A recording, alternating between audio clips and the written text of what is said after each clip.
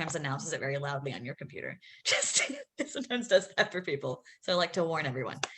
Awesome. Well, thank you all so much for joining us.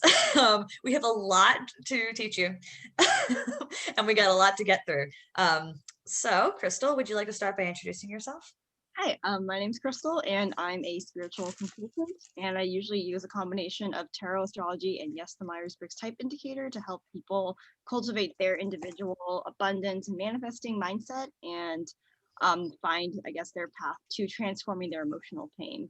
And yeah, I have been studying this system for like 7.5 years now, Yeah, and it's been some time. it really has, yeah. She's the one that taught me. So Dominique and I are college friends, and then we both moved to LA after we both decided to ditch journalism school. Well, we graduated, but we like ultimately left the industry. we ditched it. We left the industry, and now we're both doing coaching and consulting. So yeah, we got to stay friends through that, right, Domi? Somehow managed that all the way across the country. Oh, someone else joined us. Thank you for joining. For everyone who is that Carissa? Oh, there we go. Carissa. Name. Feel free, by the way, if you haven't already done so, introduce yourself in the chat. Let us know what your type is if you know it. If you don't, that's totally fine. And let us know any Instagram or anything if people want to follow each other. So for anyone who doesn't know, hi, I'm Dominique. I'm an authenticity coach. I work with female entrepreneurs on their business mindset. So I specifically help people find their courage to stand out. I help people actually stand out and brainstorm ideas and just generally like boss the fuck up. Let's be honest. That's what I do. Thank you for introducing yourself, Analia. I see some faces that well, not faces, names I recognize in here, but I don't know everyone. So again, if you want to introduce yourself, please do so in the chat. Ready to just get started? Yeah, let's do that. Awesome. Let's get started. We don't want to waste any time because we have a lot of information to get through. Now, if you guys have any questions, please let us know. Feel free to unmute yourself and ask and interrupt us, or put it in the chat and one of us will see that, hopefully. Awesome. Okay. Let me start by sharing my screen. All right, Crystal, take it away. Okay, hello. Anyways, so basically why the Myers-Briggs, you may know, is wrong. Basically, I want to start off with this disclaimer that with like a lot of people critique Myers-Briggs because it's like putting people in a box, or it's like not proven by like psychological basically it's not like, you know, psychologically sound or has the appropriate credential. But I want to make it clear that like Myers-Briggs is more of a system for you to gain a better understanding of the fact that there is a world that exists outside of you. So we here don't believe in putting people in boxes. We more so like to use the personality types and the functions that ultimately make them up as filters for understanding people better. And also, just because you share a letter with someone does not mean you're similar in the same way. For example, Dominique's an INFP, I'm an ENFP, but if she was like an INFP, I was like an INFJ, we'd actually be completely different just because So different. Another aspect is your type doesn't change. You can perhaps test differently if you use the test as an avenue to find your type, but you ultimately are the one who grows and develops the ability to properly use other functions. So as people like kind of grow out of what they're naturally inclined to do, they will actually test differently. Like I no longer test as an ENFP. I've tested as an ENTJ multiple times over the years, but that does not mean that that is my type. So basically, I think the way that Myers-Briggs is kind of pushed out pop culture is very much like trying to use a shortcut to like understand, aka like limit your ability to grasp people, when really it should actually be the beginning of the story, not the end of the story. So that's something I wanted to put out there to begin with. Next slide, please, Tommy. Yeah. Also, yes. Okay. So before we get started, I want to make clear some values that we should keep in mind when we're entering, I guess, the world of the Myers-Briggs. First of all, the world is full of paradoxes, and embracing them will help you get clarity. When I started like my journey with type, what really happened was I realized that I had actually been misreading people for like most of my life, and that I like thought they were really similar to me when they weren't. And yet at the same time, people that seemed so profoundly different from me were actually quite similar. And so that leads to the second value, which is that the world is not what it seems, and that your assumptions are not always correct. And in fact, the truth needs to be something that you think more critically about. And I do think that a big key to understanding all the types which we should seek is to really understand yourself. And like when I say understand yourself, I'm more so referring to the filter with which you naturally make assumptions and such. So yeah, again, functions are a filter to interpret people, and all 8 need to be valued. And we'll talk about what these 8 functions actually are in just a sec here. Next slide. Yeah, so basically, like by the end of this class, you'll like be able to look at Myers-Briggs as a way to note which cognitive functions you're using and organize what you don't usually use. You'll be able to see the letters more as a shorthand to indicate which functions people are using, and you'll also be able to see it as a tool to help you see what to aspire toward, instead of like just kind of like 4 letters that tell the whole story, because like every type has its different story and something that can teach us, and your type is kind of where you're starting from and where you're looking at it from. Mm-hmm. I like to be very clear too that the cognitive functions, we use all 8 of them to some degree. There are some we don't use very well. Or use in stress or, other things like that. So I like to be really clear about that, because people think like, if you're a feeler, then you're not a thinker. You don't use any logic, which is absolutely untrue, right? I think we can all agree on that. So just like to be really clear about that. Bam. So let's talk about these 8 cognitive functions. So we kind of categorize the 8 cognitive functions into 2 different categories. There are the perceiving functions, which is how you perceive the world, how you look at the world. And then there's the judging functions, which is how you make decisions and judgments. And so that's really all Myers-Briggs is telling you. It doesn't predict behavior. It can predict tendencies, but it doesn't really predict behavior. It only gives us how we see the world and how we might make decisions. Breaking that down even further. So there are 4 main cognitive functions. There's intuition and sensing, feeling and thinking. That's most people who've taken the Myers-Briggs test, or the one of 16 personalities, have probably heard of that.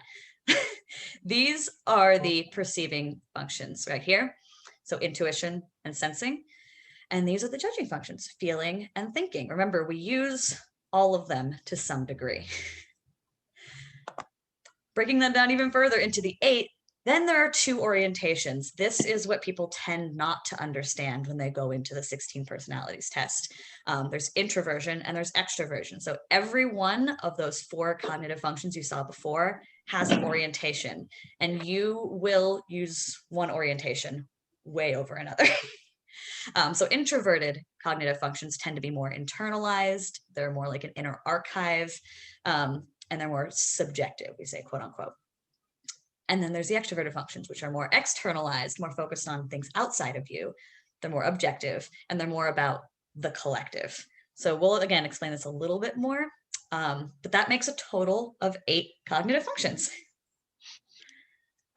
So basically how that ends up breaking down, we're going to stop on this side real quick. Yeah, we're going to stop. Is that like, if you are, say, an INTJ and you meet like an INTP, you guys actually use, yes, completely opposite types of thinking. Like the INTJ would use extroverted thinking, and the INTP would actually use introverted thinking. And similarly, not all N's and S's are the same either. Some N's are extroverted intuitives, some N's are introverted intuitives, some S's are introverted sensors, some S's are extroverted sensors, and likewise with the F's and the T's. So this is like where people get tripped up, because like I said earlier, just because you are 1 letter off from someone does not mean you're similar, because it doesn't actually let on necessarily which of these archives or collectives you use.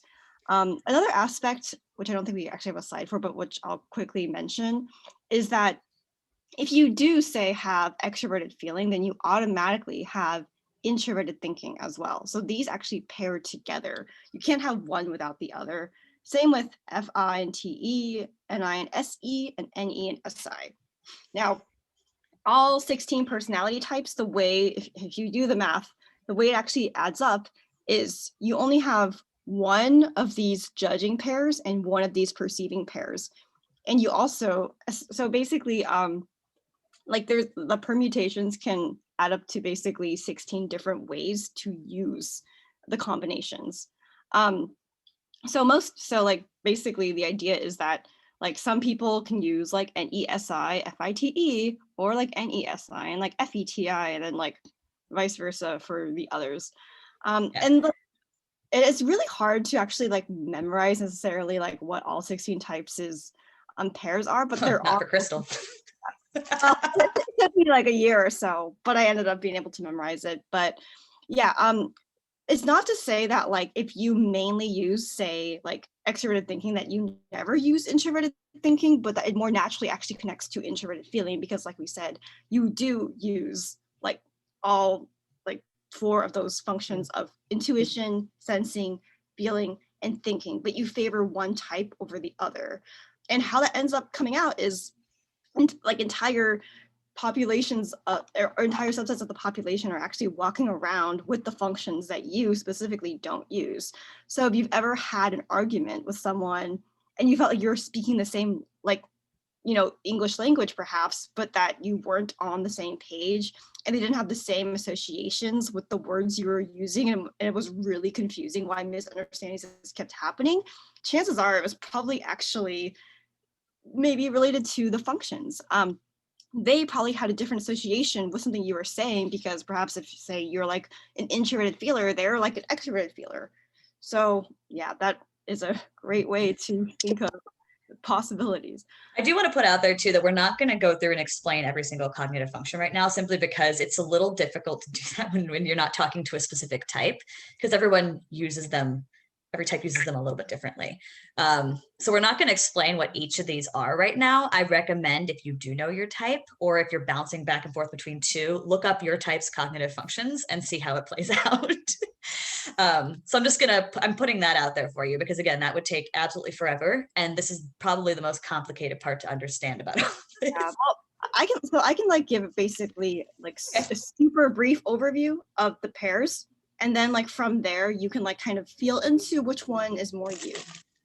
So people with extroverted feeling and introverted thinking, they tend to think very specifically and critically about what makes sense to them. Like in a vacuum, if you were to challenge someone on their introverted thinking and how they came to a conclusion, they wouldn't necessarily doubt it. They would have an ability to build on and convey how they came to this conclusion through very careful consideration, and also reckoning back to everything logically we've ever concluded as well. And they also, this is connected to extroverted feeling, which is very concerned with how does everyone else feel? And this is not the same as what is everyone else thinking about me, and like what actions do I need to do to make them feel better. Extroverted feeling Someone is, put anything in the chat, by the way? I just saw the chat thing pop up. someone just said hi to you. Okay, just making sure. Just So making yeah. sure. Yeah, and so some of extroverted feeling is very concerned with like getting everyone's input before taking an action, or getting like a sense of what is socially acceptable or what is socially valued. And so like they're not going to go off necessarily and just independently sort of go into their own feelings and like really dwell on them and like revel in them. They're going to be more critical and take responsibility for their feelings in the sense of, okay, like, is this justified for me to feel? And if it's not, then they will be able to quickly dismiss it. So that's FENTI. Whereas FINTE is directly adjacent to that, where people with FINTE are very concerned with their sort of story, their values, what feelings have always stood out more to them, like what pain they've carried, what's the most influential like people that have like really defined them. And they're also very concerned with like objective oriented thinking, like it's kind of like at all costs, is something that will really like stick out to them. And also like you can favor FE over TI or TI over FE or FI over TE or TE over FI. But at the end of the day, the pairings will kind of do like they'll like have to refer to each other in order to like properly work. Mhm. So someone with FI and TE isn't going to be necessarily overly concerned with how other people feel, but they will care about what other people think. So they'll care about like making sure they don't waste people's time or that they're not a burden. They're not going to nitpick the logic of how something was concluded or try to critique or refine a system as much.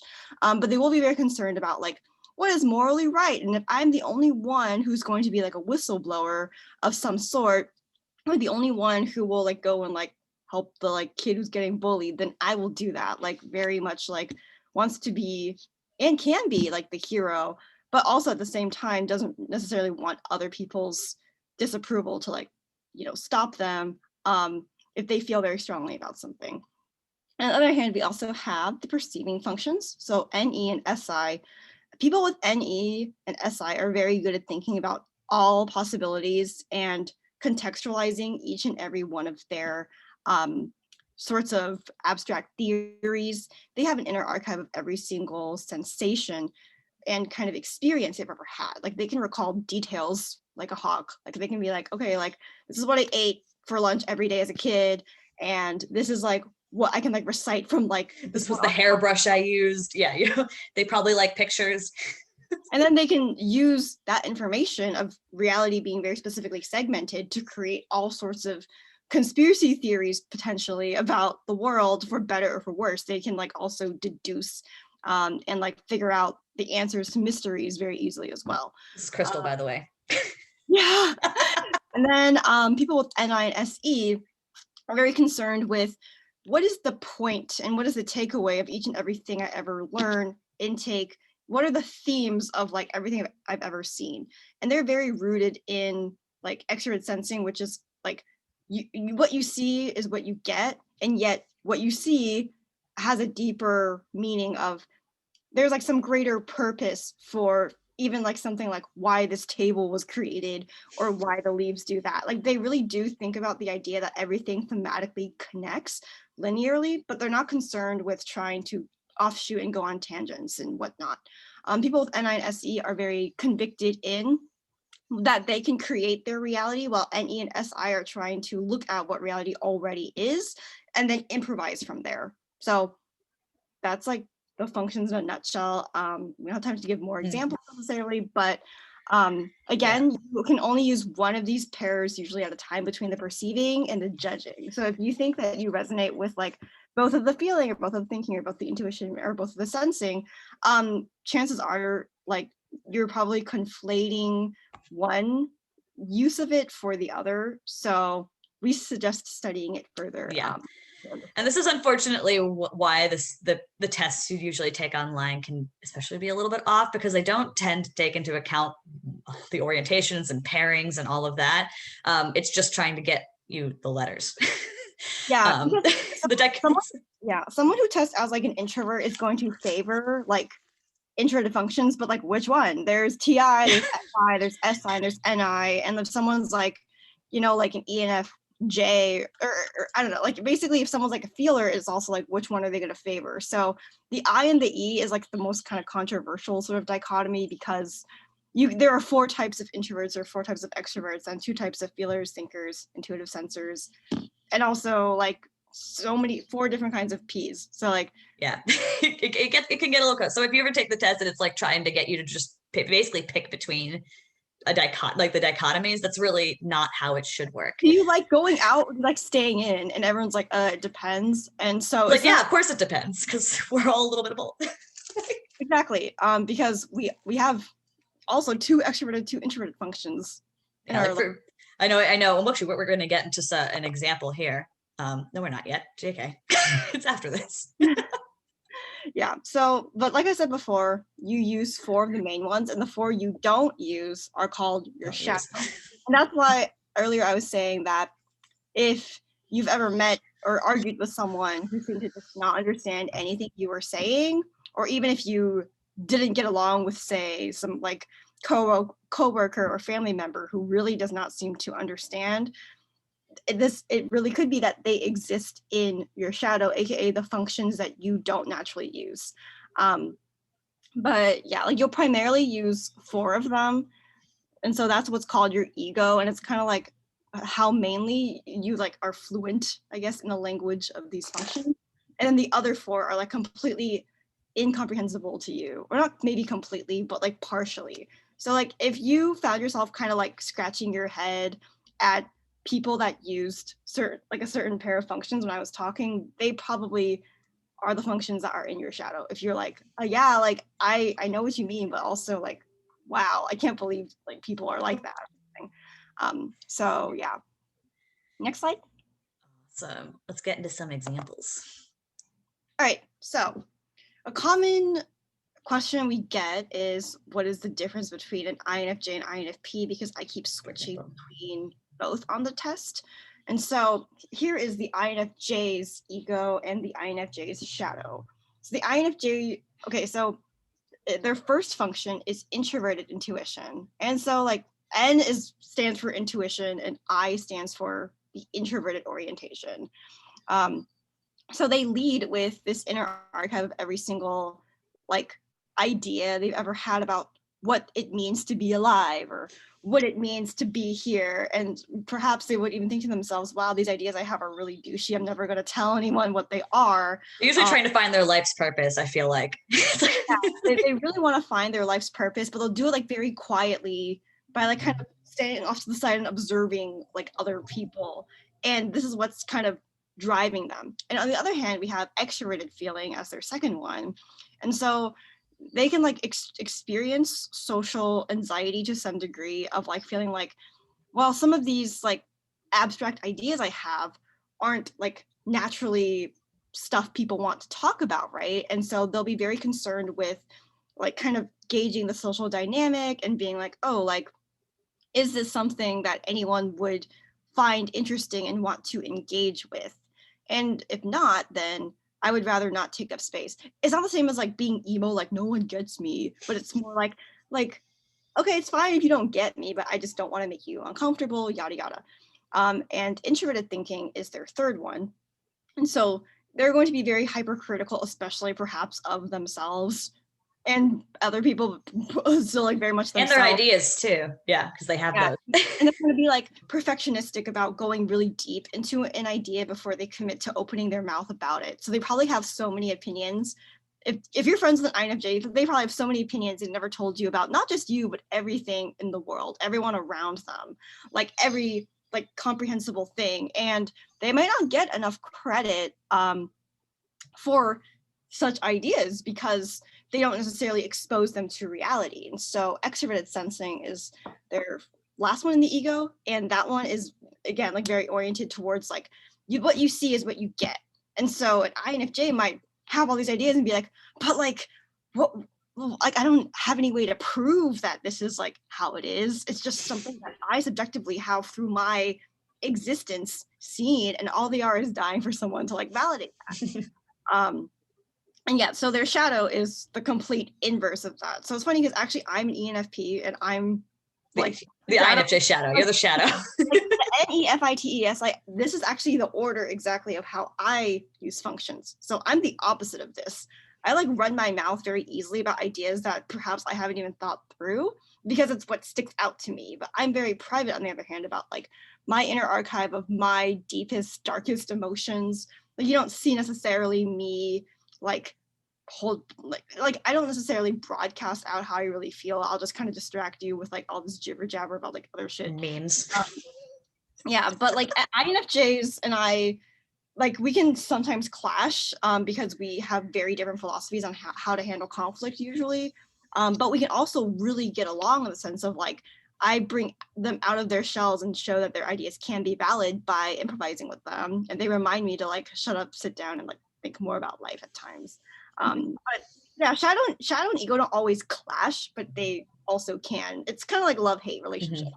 It's always interesting to get to the, like, if you guys know your bottom two, because that was the part, at least for me specifically, that kind of gets me, because I realized when I realized what they were, I was like, oh, those do get on my nerves sometimes, or those do like really like make my brain hurt when people do it.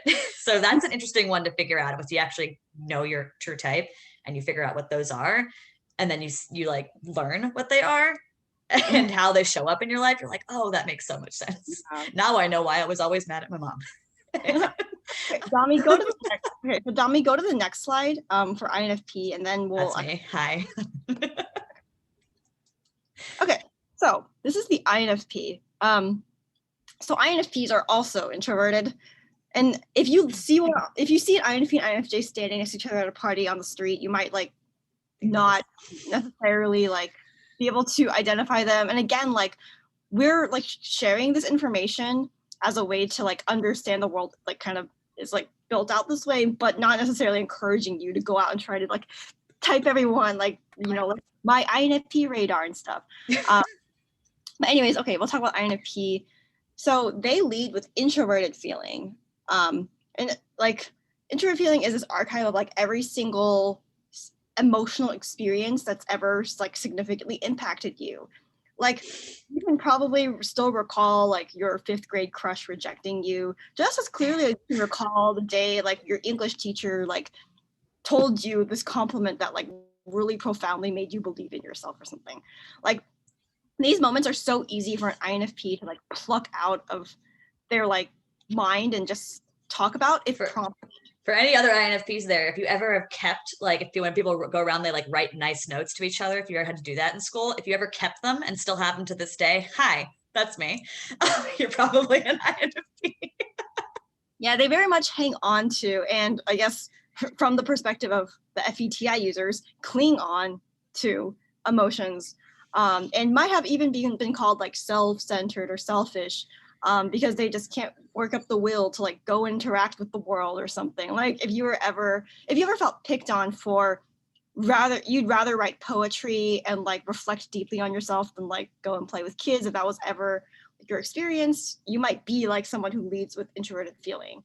Your second function is extroverted intuition, and that is like seeing like the possibilities for better or for worse. So you like probably can you can create amazing like fictional worlds, or like take your own maybe traumatic experiences and turn them into like interesting metaphors to help yourself get through life, and basically like use abstractions to escape. So this isn't the same as INFJ like thinking about like, yes, like the way the world works is this, because at their core INFJs want those theories to like be real to everyone around them, while INFPs more so seek to use these theories to make other people understand them and their singular experiences more. So the way that the functions kind of like even out is different.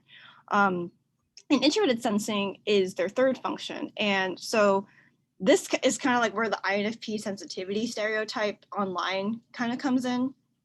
Like you'll like have this inner archive of every single experience you've had, but the problem is that it might play on loop like a montage to you. When especially like basically like NFPs are kind of known for being like very triggered easily and then like feeling crazy and not knowing what to do about it or how to like, you know, fix it. And this really is like the introverted sensing, because we hold our experiences so closely to ourselves. They are like, it's like literally like the book, The Body Keeps the Score, is actually very much about like everyone having some degree of introverted sensing. But if you are someone who like has it like this, then you're really going to remember and really going to like hone in on that. So fear can be a great motivation, but also courage can be a great motivation because you want to overcome like say a narrative. And so INFPs are very oriented towards stories, other people's stories, and their own stories as well, because of the fact that these stories have like this abstract meaning which satisfies the expert intuitive in them, but also it's a very like intimate like archive of like that happened to me, that happened to you and stuff. And the last one, they have the extroverted thinking. So they very much want to always figure out like how to set better boundaries with other people, in the sense where like it feels like kind of do or die when people like refuse to honor their boundaries. It can feel like honestly so bad. And so they really like are always striving to be better at like like not like commanding people, but like giving people the facts of life that they are noticing or that should be objectively noticed. Like it's like if someone asks for space, you should do this. It's very much like And rules. also rationalizing emotion is something that TE can sometimes do, for better or for worse. Like yeah, like you know what? I'm allowed to feel this way because you didn't grow up this way. Yeah, it's like trying to give logic to the feelings that were. Yeah, it's like excuse me, I'm allowed to feel this way, and it can feel like sometimes like a fool's errand to try to defend your feelings to yourself because you'll feel like guilty for having them, but you'll still know that you have them. And then the shadow FENISETI is actually ENFJ here. So if you're an ENFJ, like this INFP is like the complete opposite of you. ENFJs are very much like go-getter, like leaders, like they're very good at like no, like I mean like even if you're not ENFJ who values like leadership and such, FE is really tuned into everyone's emotions but their own at times. So like they very much are not the kind of people that want to sit back and like write poetry. They might have been the people trying to get the INFP to come play on the playground. INFP was like, nah, like I'm good. But extroverted feeling is very about like checking in with the collective about what's going on and what they value, what the harmony. Yeah, they value harmony. Harmony isn't the same as keeping the peace. ENFJs often see harmony as let's talk out what's going on and what we want and how we're going to get it and stuff. They are very much about like blazing a path toward what they want as well, because introverted intuition is like, yeah, like the themes of what's happened and what future we can create and not trying to look back all the time. They are like the complete antithesis to introverted sensing because they're not like thinking about the intimacy of their experiences and how they got here and all these individual like vignettes of their lives. They're more like, here's a future that I want to like create and it feels so real to me that I'm already on the path and I'm going to like bulldoze my way into where I want to be. Like they're very much like just full steam ahead. Like and it's funny because like INFJs, even though they like spend all their time theorizing and stuff, they also, if needing to rise to the occasion, will also go full steam ahead on building out and making real their vision. And that's how ENFJs and INFJs are similar. The stacking is only a little bit different, but all the functions are the same for like an E and INFJ, and same for the E and INFP. And yeah, and the ENFJ also uses extroverted sensing to be very realistic about what actions they can or can't take, but they are very action oriented. Even a depressed ENFJ will still be thinking about how can I change my life right now? What can I do? Who can I talk to? Yada, yada. INFPs will just kind of isolate themselves and by world. Yeah, and introverted thinking for an ENFJ can be beating yourself up for having controversial opinions or not knowing the right solution right away and trying to figure it out. But yeah, these are only like maybe 4 of the types like that we have discussed. So we're not going to go over every single one of these, obviously, but if you know your type, this is your stack. We've written it out for you. So feel free to take notes, take a picture. Yeah, we're also going to send this out. So yeah, don't worry. But yeah, I am going to send this out. You're going to receive this whole presentation. So yeah. But yeah, so you can see how the 16 types are broken down like this. Everyone does have an ego as highlighted by the regular font, and the shadow is the italicized font. And yeah, like we could probably do one of these little lectures for like literally every single type, but we're not. Oh yeah. Yeah, we're not going to do that. So yeah, make sure. If you would like a customized lecture though, feel free to email us or message us. Does anyone have any questions, by the way? Like, feel free to keep putting them in the chat or unmute. Like, you're welcome to do that. Anyone? Questions? All right. No questions? Are we good? Okay. Again, please don't feel bad, even if you are an FE user, for interrupting me or her. So I'm just letting you know, don't feel bad. Because we want you to ask questions. And if you do feel bad, feel free to put in the chat. We will see it, promise. Awesome. I think the best way to type yourself is honestly to, study all 8 of the functions, which even if you know your type, you should probably be doing anyway. But I really do think it's objectively helpful to, by understanding what you are and what you're not, type yourself that way. Like after you like read up on all of them, if they don't stick out to you right away, then you can be like, okay, like I think I have these pairings, and so therefore my type could be this or this. It'll And also be really good to notice the ones that you think you use, but perhaps are sort of stressful. And I'm gonna kind of talk about that, but that's often a lot of times lower ones that we're using more often based on how we grew up, perhaps, that just isn't really us. So I found myself using FE a lot growing up, extroverted feeling, and unfortunately, it does stress me out a lot. And it doesn't. yeah. So. As for me, like I guess like I kind of had an identity crisis over knowing that I wasn't good at introverted thinking, which is like being very intentional and strategic about like what I'm like doing, like and how I'm understanding the world from like a critical, like logical perspective. So it's very hard for me to like, I don't know, even like things like assembling furniture or like whatnot are very stressful for me because I felt like I was just told I was so bad at thinking for myself. But then when I realized that, oh, I don't have TI, I have TE, extra thinking, I can like ask questions and like follow recipes pretty well. There are other solutions that are more rooted in how I naturally do think. It was very freeing for me. So I think like kind of diagnosing the problems you've always kind of had with communication and such, um, or communication or orienting yourself toward the world. I think that's a great way to type yourself. Like kind of go from your weaknesses as opposed to strengths, because you might have developed the strengths in response to a weakness, and our weaknesses are always kind of like there. And oh, I didn't mention this, but for like when you look at your like functional stack order, like basically like an ENFP, that the strongest one they have is an NE, and then like the weakest one we have is all the way in the shadow with SE. Like, but if you're like an ISTJ, we actually use the same functions just in a different order. So ISTJ, they're way better at SI than I am, and better at TE. As you can, they're worse at like FI and NE. So yeah. It's kind of fun too. I know at kind of our age in our 20s, we're usually, most of us, not all of us, we're usually like starting to develop more these are third and fourth, because as children and teenagers, you tend not to develop the second, the third and fourth as well, yet. But at this point in our lives, for most of us, most of us are starting to do that. But I will say that like the first two are your strengths, and everything else can potentially cause stress if not done consciously. So like for me, for example, SI and TE is very much prized in business because it gets shit done. I'm an INFP, by the way, if anyone didn't know that. But yeah, SI and TE is definitely prized in business. It gets shit done. It has routines, all that great stuff. But if I sit here wait too long, I burn out.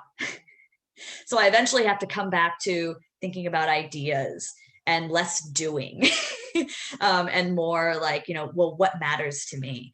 Because if I don't do that, then I get kind of stuck in that burnout zone. So that's something to kind of think about too. You can use these quite well, but you're generally going to want to come back to your first two simply because it's kind of where you more naturally sit and it feels better. I say feel because I have a feeling. Yeah, and even like action go-getters like ENFJs, if it's not something they believe in, they're taking action toward, like if their vision doesn't concern like other people or making a positive impact or like, having like a happy life, then it's going to be really hard to motivate themselves to go and rush toward it. So yeah. Yeah, so we all have this. Any questions on that? Want to do a chat? Unmute yourself. Feel free to do so. Ready to move on? Yep. Awesome. All right. So, any questions? Fine. By the way, like don't be afraid if you think it's a stupid question or something. Like this can be a lot. Trust me, it took us a while to learn this. So I'm still processing Go ahead. actually, and for ENFJ, since I'm one, is my shadow the INFP then, or does that depend? Oh, okay. No, yeah, your shadow. So if you look at, where did the ENFJ? Here's ENFJ, INFP. You can see FENI, SETI for you, and I'm literally the opposite, but the same like feeler, but introverted, intuition, but extroverted. So we're basically just like shadows of each other, which means that we would still, ENFJs and INFP shadows still get along usually. It's just a different way of seeing. And the reason we would get along is because you and I would both lead with a judging function, with feeling. So in that way, we're similar. We just use it differently. So what I normally have found when I meet people who are ENFJs in my particular case is that I feel like we're the same person at first. And then we start talking and I'm like, oh, we're completely different. Because at first, like you can see the warmth of an ENFJ, right? Like I see the warmth, I see like, you know, the way they kind of see the world is definitely their intuition. You can see that. And then you kind of, you can kind of see the difference eventually, which can be great for growth. You just have to be careful because if you're hanging too long around your shadow, sometimes you're going to run into that rut and you're going to, like, for example, me, an ENFJ might start using TI, especially if they're stressed. And that's way down here for me. And that would cause me to be really stressed. So it does happen. So everyone has their kind of shadow and it's interesting to learn from a shadow. You just have to be a little bit careful about trying to emulate them too much or trying. That's what I find with ENFJs. I think it's good to have someone who's your shadow, someone who's completely opposite of you. And it's also good to have people around you who are the same. I know Crystal hangs out with a lot of ENFJs. Yeah, I literally have so many ENFJs in my life. I collect them. ENFJs are also fairly opposite of ENFPs, but not quite in the same way. If you want someone to challenge you as your friend, definitely befriend people that are different functions. Yeah. For sure. Yeah, I have quite a few STJ friends personally, so they're opposite in a different way. But yeah, that's how you would look at it. So if you ever find someone who's like, you can tell is different from you, but at the same time, you kind of get this feeling of like similar camaraderie, sort of. Generally, to me, that's usually a shadow thing. So yeah, cool. Anything else? Thank you. I just thought that it was interesting that there are TIs and TEs stood for J's. Like there's so many different letters. I know. It's gonna help you to kind of, if you look up, and obviously we've written it down here, but look up like ENFJ cognitive functions, read more about them, do more research. There's a lot of different things involved in this. Thank you. So much we couldn't possibly cover it all in one class, but we're going to move on to some of the other stuff we said we were going to talk about. So now we have the basics down. I'm going to talk a little bit about we're going to kind of talk about business practices. So I have this concept that I like to call practical authenticity. It is actually a thing, you can look it up. It's generally a balance about who you are and who you will be. The point of this is that a lot of times when we take things like personality tests, like Crystal said before, we tend to treat it like the end of the story. We treat it as if like, you know, we're stagnant. This is who we are. When in reality, we should be using these as tools for growth. So practical authenticity is all about who you will be. How can I learn from things? How can I develop new ways of thinking? So that's why this is important. So if you're ever into journaling, it's always fun to think about vision, whatever you might want to do, about who you want to be that maybe you aren't just yet. Always an important aspect of this. So again, talking about the growth thing, authenticity does not come from ignoring your weaknesses, obviously. It's going to come from knowing your strengths and weaknesses, which is something Myers-Briggs can help with. It'll come from recognizing your tendencies, so being aware of things you tend to do, whether that's a stress response, whether that's just, you know, a natural way of doing things, any of those tendencies. Prioritizing, so kind of understanding what's a necessity for you, what's something that you need to do versus what's an expectation we place on ourselves, which is something Myers-Briggs can also help you with. And then problem solving. So again, once you know Myers-Briggs, you can kind of figure out, how do I work around a weakness I might have rather than fix it. So these are all really, really important. And we're going to kind of tie into that with how Myers-Briggs can help with all of those aspects. So knowing your real type, I want to emphasize real because I want to make sure that you guys aren't just settling on the type you got in 16 personalities. Make sure you do research into it, please. Or take Crystal's personality typing test, because it's, form. Form. She keeps telling me to call it a test. Sorry. Knowing your type can help you identify those tendencies and weaknesses and know why they exist or happen, which I personally love that piece of knowing why they're happening, of being like, why do I do this thing? Oh, that's why.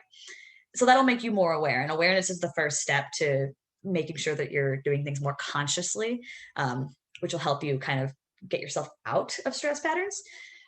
You'll also be able to learn what types of strategies, methods, routines, rituals, whatever actually work for you and which ones don't. And I think the which ones don't is very, very important to understand, because in business, we're all inundated with a ton of strategies and methods and, Pomodoro method, the whatever else people are throwing out there that everyone's saying you should do. And it can be really hard to figure out sometimes, like, which one should I be using, or why isn't this working for me? Knowing your type can help you figure out why certain things don't work for you and which ones actually will. So that's really important. Knowing your type can also help you identify unique strengths that maybe you thought were common sense. So a lot of times our top 2 functions, for example, are strengths that we just think are normal. We don't really realize maybe that they are strengths. And that's not true for everyone, but there will be sometimes maybe you realize, like, oh, I had this strength all along. I just thought everyone was like that, which is not true. So identifying those unique strengths will help you boost your business. It just generally makes you more efficient, I feel like, but that's my TE talking.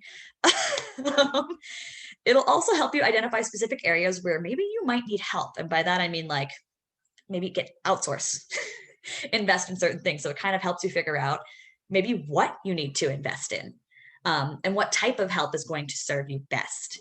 So I think, like, again, knowing your types of, for example, for me, being able to kind of outsource some of the TE, the extroverted thinking, which I have, but again, can stress me out. So getting someone maybe to come up with systems for me, getting someone to manage all of that tedious stuff is helpful for me so that I can focus on generating ideas and figuring out what matters to me and all of that. So that's me specifically, but knowing your type can help you figure those things out. There's a lot of other things that fall into that category too.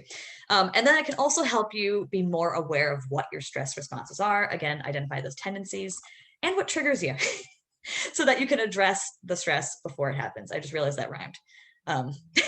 So I like to address the stress. So that way, you know, when something might come up, or if you're doing something, like you're realizing you're in stress, you can be like, why is this happening?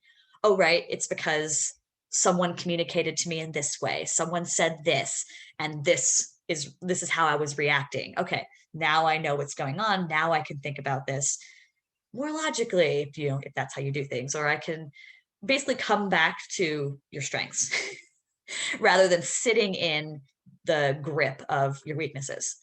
So awareness helps with all of that. So that's why I like to make sure that awareness is kind of the big buzzword here, making sure you're aware of everything going on. And that's what Myers-Briggs can help you do. Any questions on that? Make sense? Awesome.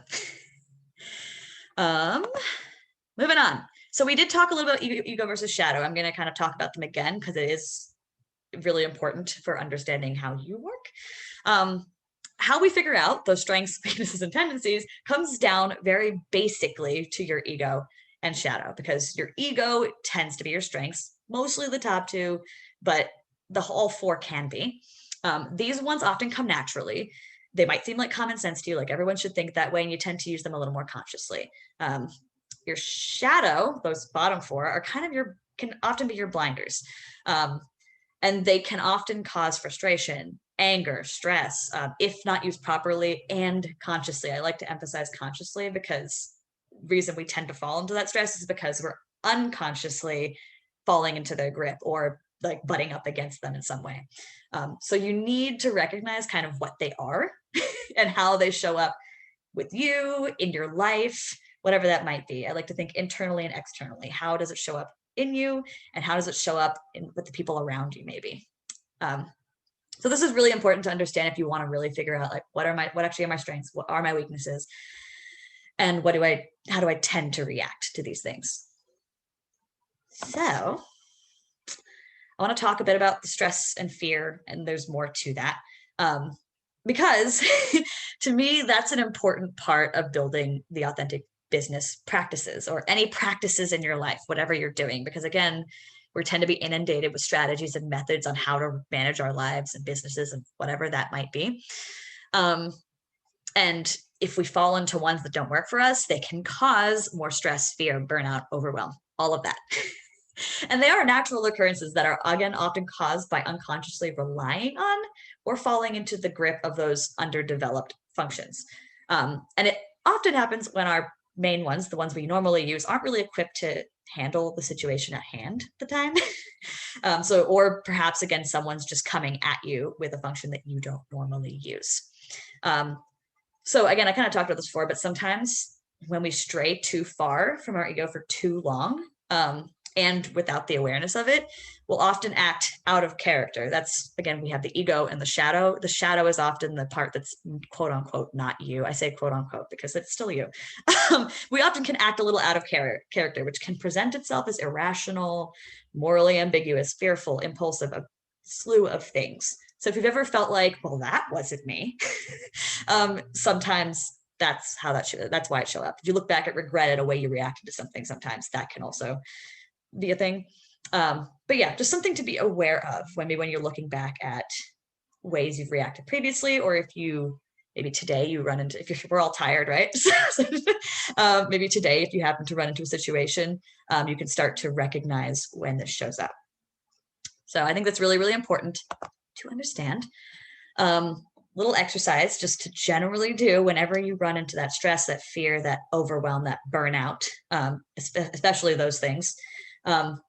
Be very aware of when it happens and call it out immediately. Be like, I am stressed. I am overwhelmed. Call it out. First thing, recognize why it happened for each instance. So this is where Myers-Briggs will come in handy. Like, what thought or feeling was arising? Did someone say something? Maybe you can try and connect that back to, okay, well, they said this thing. Maybe I misinterpreted it in this way. Maybe it was them using their FETI and I'm an FI user. And so I felt offended by it or something like that. Maybe you remembered something. Maybe something came up and you remembered it and you got caught in it. And that stressed you out. That happens to me a lot. And then I always like to remember that recognize that the person that you seem to be in those moments is not who you are. And I know some people have different thoughts on that, but it's not who you are. It's just you caught in the grip of usually, again, the things that are not your strengths, which you can develop and use consciously. But we're just talking about the stress reactions here because that's going to help you identify when it comes up, and it's going to help you get out of that stress and overwhelm. And then it's going to help you be able to reflect on what happened and maybe how you can do something a little bit differently. So I'll kind of give another INFP example, like things like the Pomodoro method, things like planners. Let's start with planners. INFP, planners don't work. I'm sorry. Everyone says to use a planner. I can't do it. It just does not work for me. It's too structured. It's too, like, I have to do things. If I plan out my week, I can't be flexible, and I need to be flexible with what I can be doing in a certain day. So I learned that planners don't work for me. So how I do things is I create my to-do list the day of, instead of ahead of time. I'll have a general to-do list of what needs to get done, which is my TE speaking usually, but I can't use like a full planner. So this is ways you could start to use your Myers-Briggs to be like, okay, well, if I start doing this thing, maybe I can do it for a day or two, but it's going to stress me out and it's not going to work. So you're going to want to use your personal Myers-Briggs type to figure that out. So for you, Jessica, I know you said you're an ENFJ. I'm sure you probably use planners, but what you've probably found is that they don't always work, or maybe you find you don't actually get the things in them done. This tends to, it is a tendency. I'm only predicting behavior here. They tend not to always get things done, or when things don't, like they do follow it, and when things don't get done, they get really upset and like scrap it all. That's what I've noticed. So something I like to recommend to my ENFJ friends is if they have a planner, instead of using a book planner, perhaps have one that's right in your face. So that you can't close the page on the plans you make, basically. It's a little bit easier to kind of tap into that SE of like, let's do things here and now, if it's right in your face. That's just a practical method that I like to recommend to a lot of ENFJs who struggle with the procrastination or who struggle to understand why, like, I wrote all these plans down. It was so perfect. And all of a sudden I slipped up one day and now everything's a mess. So just like a little mini tip, depending on how you do, because you might actually be fine with it. Like I've developed my SI and TE just fine too. So anyway, homework. Hi guys, write down your homework. First things first, so this is true for everyone, go search your cognitive functions if you don't have them already written down, or use Crystal's typing service, whatever seems right. And then what I would recommend, did someone start to say something? Someone just came in. Hi, Isabella. Oh, perfect. No worries. And then what I would recommend once you kind of start to understand your cognitive functions and all of that, but write down how you tend to act when you're stressed or scared. See if you can, again, connect it into the cognitive functions, because that's where you'll start to see those connections. Write down, maybe figure out what you're good or great at. Maybe also write down what you're good at that you didn't realize was a strength, and you can kind of figure that out often after you look up cognitive functions. What you want to be good at, and that's part of that practical authenticity thing. So for me, Crystal has taught me very well to tap into my introverted intuition, which is in my shadow. But it's really helpful for creating a vision for the world. It's really helpful in business. So I've kind of learned to consciously tap into that. Thank you, Crystal, for bringing that up. And then how you can maybe work around those weaknesses of yours, not fix it, not like, get rid of the weakness, because a lot of these weaknesses are there, but figure out how you can work around it, create new strategies, new methods, whatever that might be. So this is all stuff to kind of think about and journal on before and after you understand cognitive functions. And was that it for me? Yes, that was it for me. Anyone have any questions on that? I wanted to keep that pretty simple. All of this is going to really help you dig, especially if you have a business or in life, it's really going to help you dig into what's going to work for you. So for example, the NFJs out there, the NTJs, and I know we've talked about this before, Crystal and I've talked about it before with our NTJ client before, honing in not so much on routines, like sensory routines for your life, but more so on rituals is probably going to be better for you. Because routines are, you're probably not going to be able to stick to them. You're going to get really stressed. You might be able to an extent, but focusing more on rituals that have meaning and purpose, rather than just feeling like, well, I have to do this and this and this every morning, like in this order, which can feel mundane and doesn't seem to always have a point. And you're going to find it hard to stick to it. So that's just another little mini things to think about. Anyone have any questions on any of that? I just have one. Yeah. Basically the homework of like writing this stuff down. Like, what would be some good examples of things that like you should look for with your cognitive functions for what you're good at, or like what your weaknesses are? Like, instead of just like objectively being like, oh, like I'm good at writing or something. Yes. So I think for a lot of this, you don't need to necessarily, I would recommend going through all of this, not tying into cognitive functions first, and then going back and then seeing if any of them can be tied to them. So, and some of them you're only going to learn kind of later on, oh, this is tied to this. So for example, and I'm sure you can probably relate to this, Analia, but like I'm great at writing. I love writing. And that often comes down to that FINESI combination that I have. Because NE is great at coming up with ideas. I like to, like, SI loves stories. FI likes, like my values, and all together, I want to like put that out into the world, and I want to make people understand me. And I do that through writing better than I do through speaking. So that's some way to connect to that. And that just will kind of hopefully help you maybe try and figure out like how certain functions might play into your life. This is just to get you thinking critically. That's really all it is. This is an interesting one that I think might only come to you after you look up your cognitive functions, where you look up and you're like, oh, I thought everyone did that. Well, now I know it's actually a strength. Like for me, brainstorming was one of those ones I learned. I assumed everyone was great at coming up with ideas. Turns out, not the case, which is why I now use it in my business as like a way to like to help people. So that's one example for me. And maybe you didn't realize that either.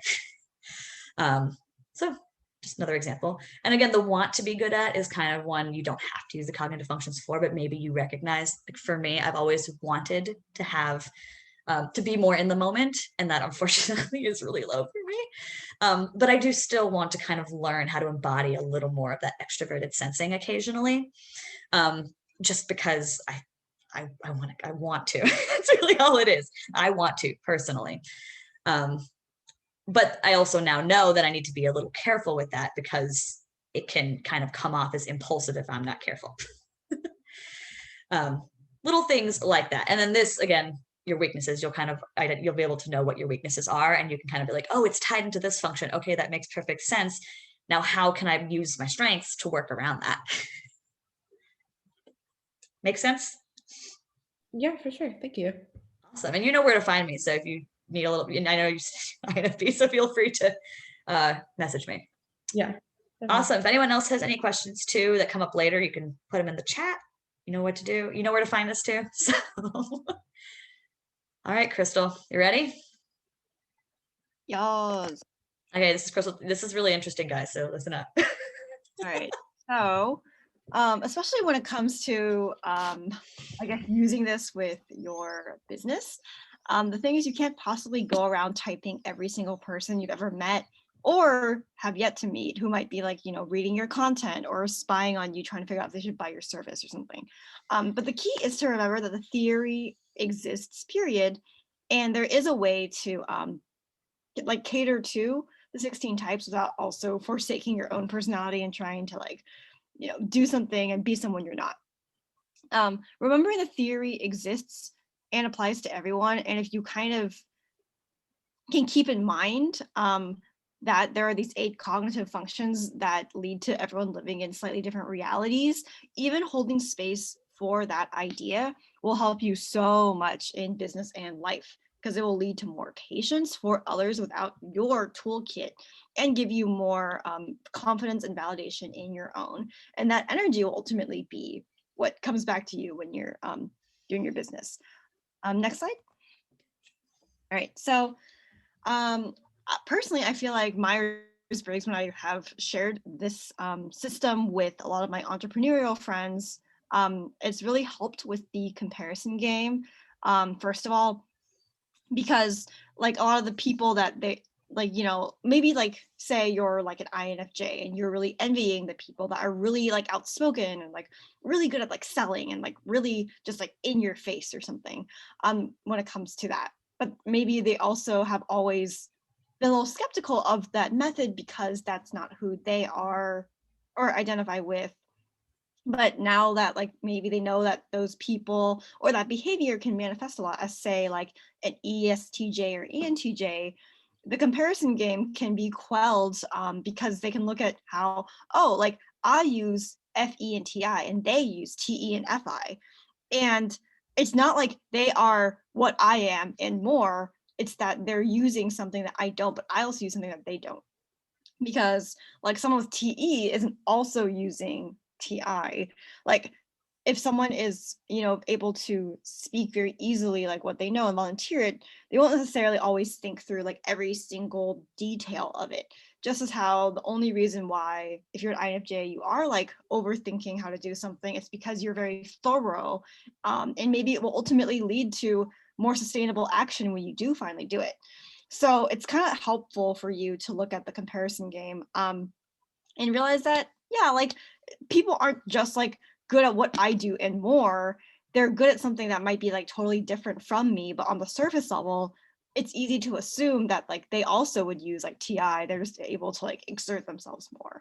And it can also help with like the comparison game in terms of like looking for like who you should work with, even like as a coach or like as a client, in a sense that like you'll know better like what to trust. Like for example, like I don't know, like all the INFJs, I keep using INFJs, I don't know why, but all the INFJs I know who are in business, who are learning type right now, they trust their introverted thinking more, because it used to be like, oh, I'm really skeptical, or I'm maybe being really unfair or bitchy. And now it's like, oh no, I should actually follow where my introverted thinking will lead me, and go and use it to create something useful, as opposed to just repress it so I can like feel like I'm still being a nice person. And so then they'll be able to like resonate more with the people that don't make them feel like they're being unfair or being too picky with their strategy. And those people that validate them in this very specific way that they couldn't have felt validated by until they validated themselves, like because of that, it's easier to trust your own discernment. So you get to trust not just yourself, but also your judgment of other people in a totally different way. And it also helps with the writing game. So I'm saying this because I know that we're not all necessarily writers, but I do think that writing very much is you expressing your thoughts. And if you don't really understand sort of the leaps and bounds of how those are organized to some degree of like how you naturally, like say, appeal to people, or what is really powerful from you that you didn't give yourself credit for until now because you thought anyone can do this. Now you have a different way of looking at it, because now you'll know that you need to say something that's true to you. And often other people need to hear that because they don't naturally orient themselves that way. But yeah. If you ever wonder what makes people stand out, if you ever wonder what makes people stand out, it's often that thing rather than like just copying templates. So yeah, it is really cheesy, but there really only is like one you. And you know, obviously there's other people that have your personality type, but again, these types are filters to look at the world through. They're not boxes where all INFPs write the same types of stories or have the same, right, Dami? Yeah, you know that. What? No, I don't write the same stories. So yeah, anyways, so I did go to journalism school, and when I was learning type, it was actually really early on in college. It was like my sophomore year. But from there, I actually realized that my writing was actually improving as a result. Like yes, my news writing, but also like my ability to communicate and like just do things in general. And even now I get asked a lot about like how to write like better captions, or how to write like better website copy, or all these things. Because a lot of it is like, how do I like highlight who I am, especially if I'm an entrepreneur, without suffocating people at the same time. And so I've come up with like kind of a but basically like 4-point framework that's actually based on those 4 cognitive functions that we talked about. Because again, like we say there's 8 cognitive functions, but there's really 4, like, you know, the intuition, sensing, thinking, feeling. They just have the introversion, extroversion, orientation. But yeah, so the first point, next slide, Dami, is your strengths. So a lot of what Dominique was talking about, because she is an INFP, was like your sense of authenticity and such.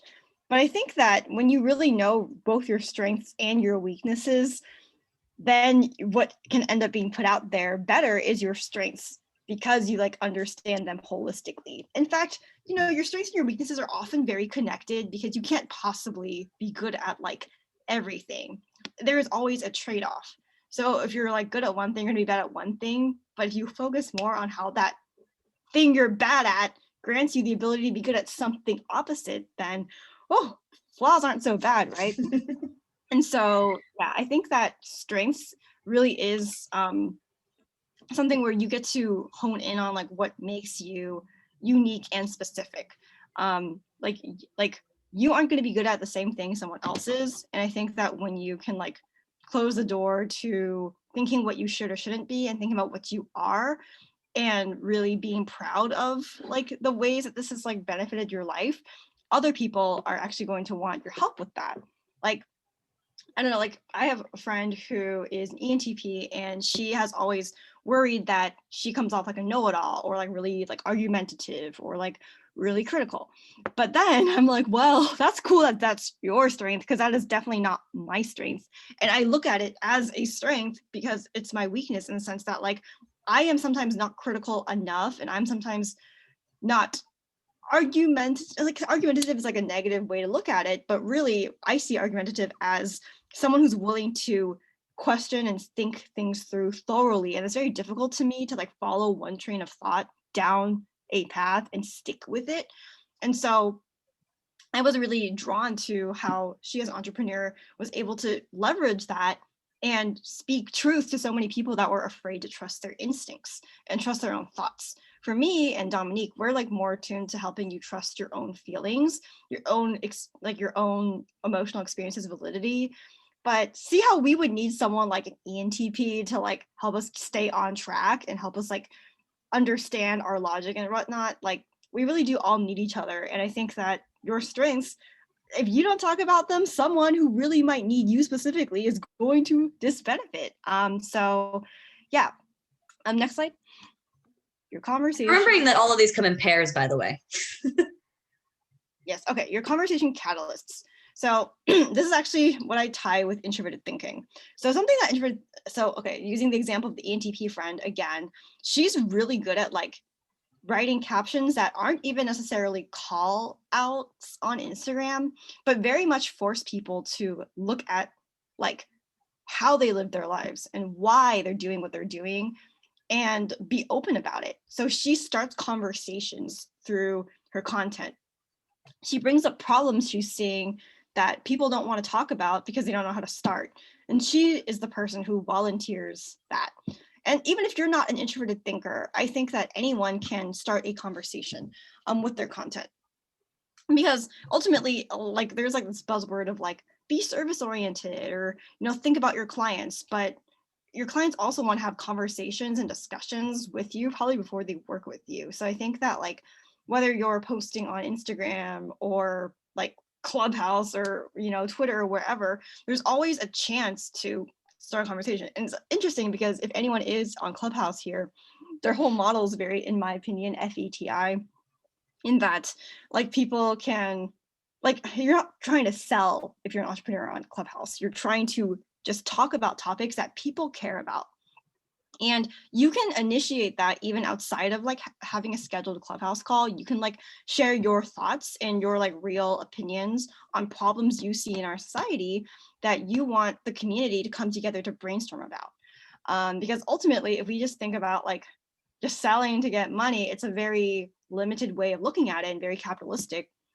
When we think about it, like when everyone comes together and can really stimulate each other in terms of what we value and what we want to discuss, and like kind of finding like or community oriented solutions to the fact that we want to all change society, especially like in this generation.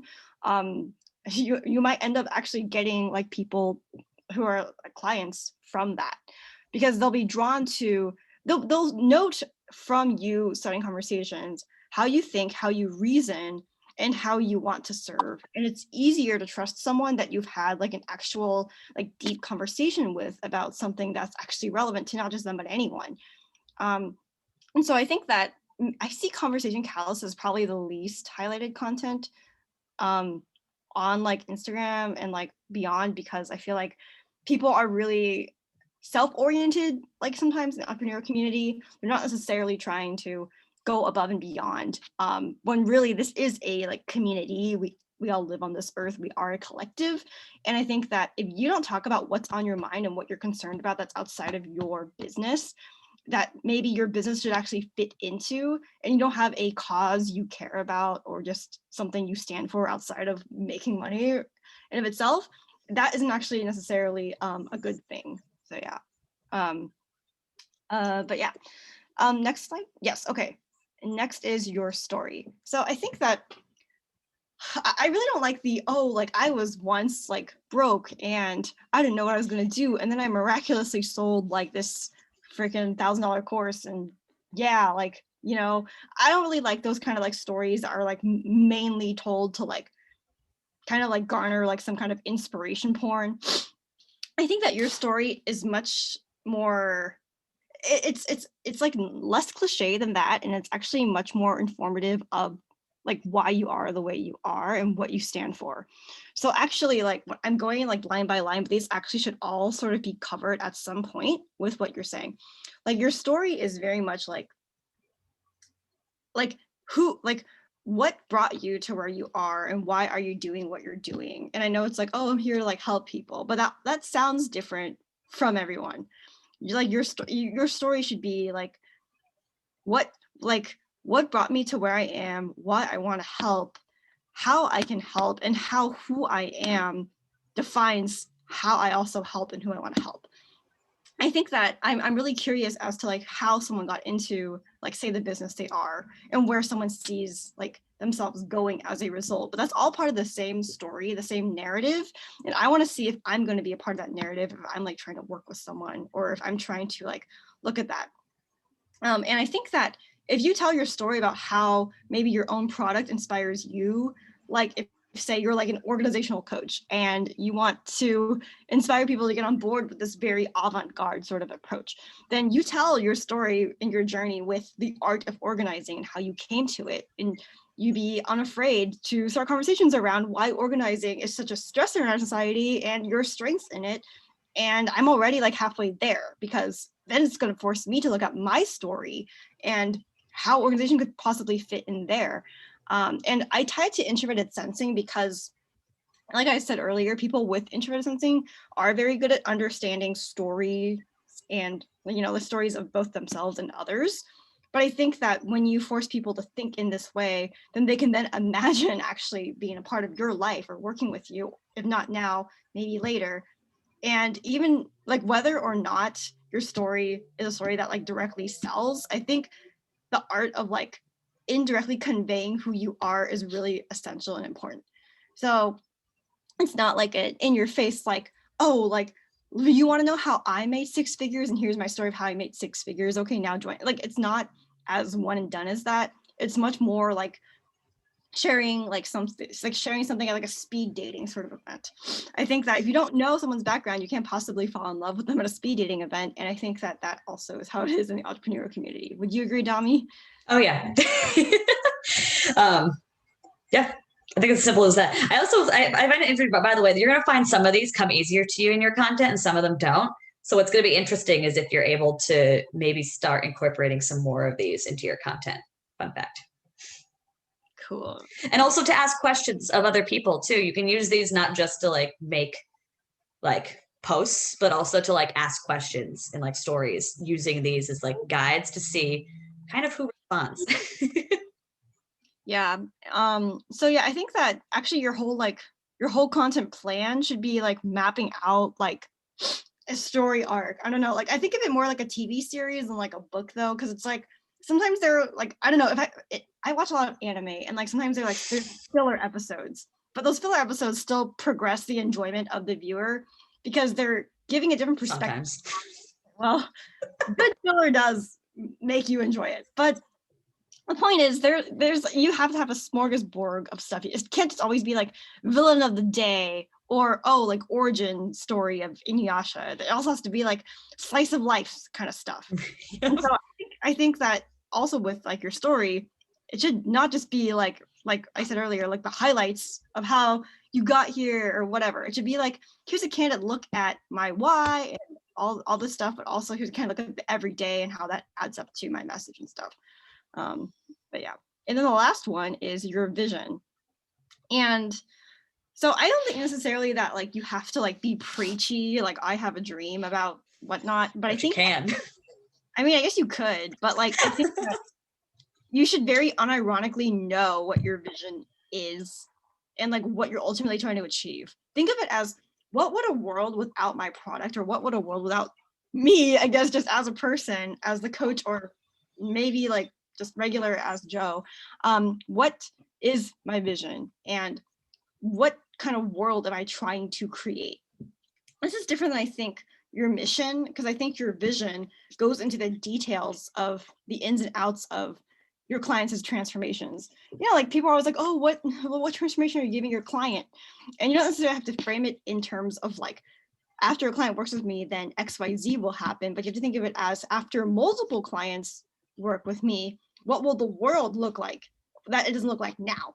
Like thinking about it more holistically than just you, like one sum game trying to get one single person. Think of it more as like, what kind of brand am I? What do I stand for? What is my brand promise? Mm-hmm. And such, like, what value do I add to society just by being me? And like, even if you're something that, you know, a lot of people are, like, say a business coach, your specific vision and your specific client and the specific impact you make on the world is still going to be different. And so I think sharing some aspect of that in your content, which is like, I guess, like, it could manifest as like the hope you have, and like kind of singular details that illustrate like why you are doing what you're doing and like what has kept you going. This is it kind of like, it's kind of adjacent to your story, but I think instead of being like looking back at how you got to where you are, it's where you're going and where you want someone to join you and such. So it's like a co-creation sort of aspect. I'll say I found in my content when I especially when after Crystal told me about this, like I should dig more into this. I find whenever I do posts that are very much related to this, obviously you put a little bit of everything if you can, but when I do posts that are more like vision related, people, like most of my audience, really digs that more so than often when I kind of dig more into like my strengths. And that's just more from like an engagement perspective, but I find people tend to engage more with me personally on this sort of stuff. So that's an interesting thing to play around with for you, to see if you can kind of dig into some of these and which ones are really working for engaging your audience and getting people to convert versus which ones aren't.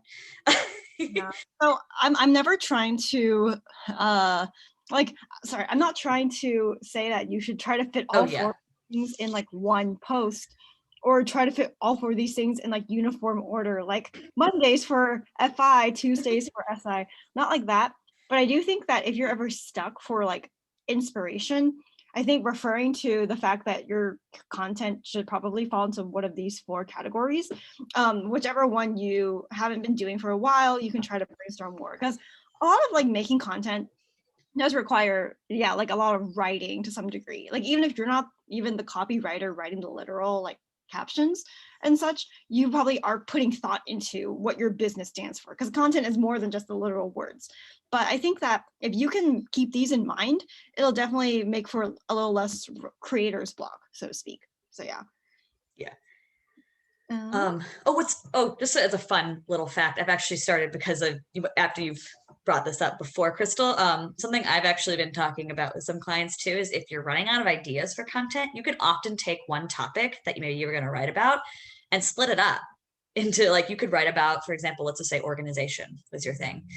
You can write about the story that led you to, like organization, like, the history behind organization, your vision for what an organized world will look like, a conversation catalyst or some conversation topic, unpopular opinion, whatever, about organization.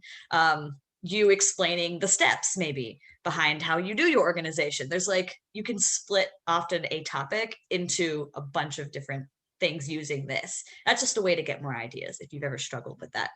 So yeah, definitely. All right, do you guys have any questions on this specific part? feeling good? Okay, ready? Let's move on. Cool. Bam.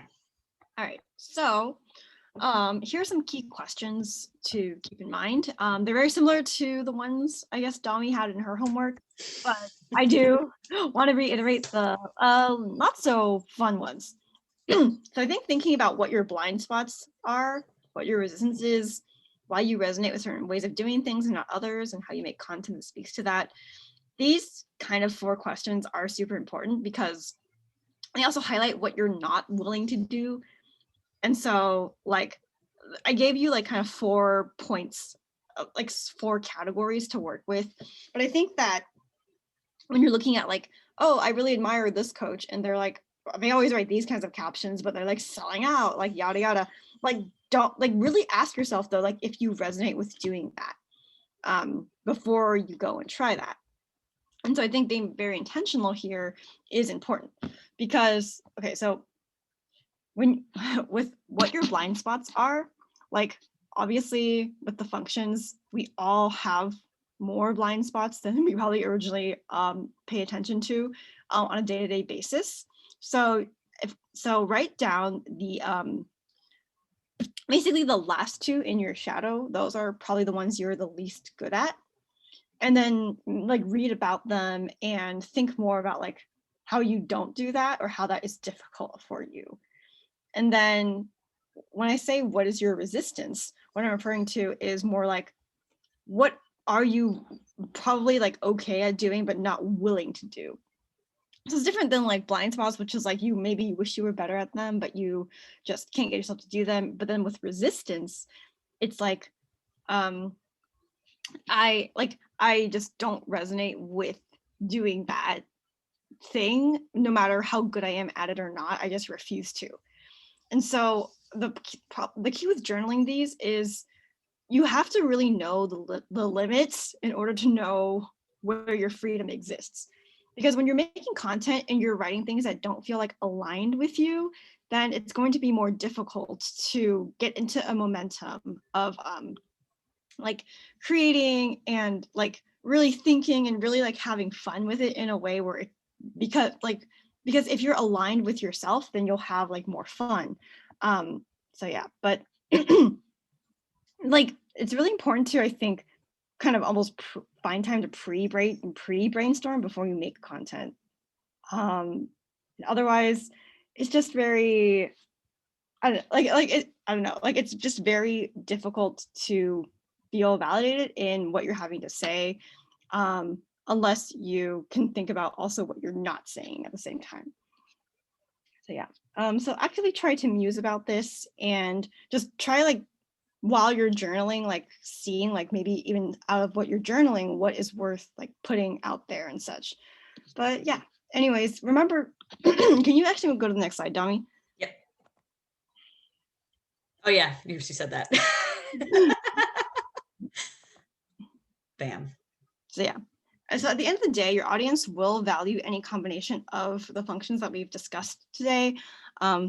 But the point is that if you check your content with the 4 points I mentioned, which is like the strengths, your conversation catalysts, your story, and your vision, you'll hit the right points to appeal to somebody out there at any point. So if you're just rotating on some level what those are, then you should be golden. Next. Yep. Yeah, so the takeaway, I think, with learning functions overall is that you can please everybody, just not all at the same time.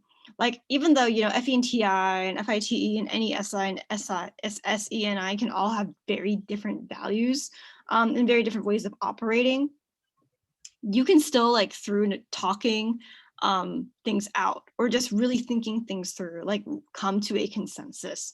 Like, you know, like some of my best friends are all ENFJs and we use completely opposite functions. And I also have a lot of ISTJ friends who use the same functions as me, but different orders.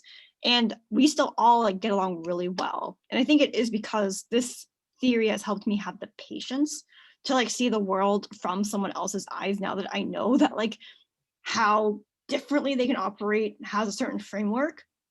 And so I think that having space for that and having patience for others and honestly yourself is the best way to message and keep moving forward.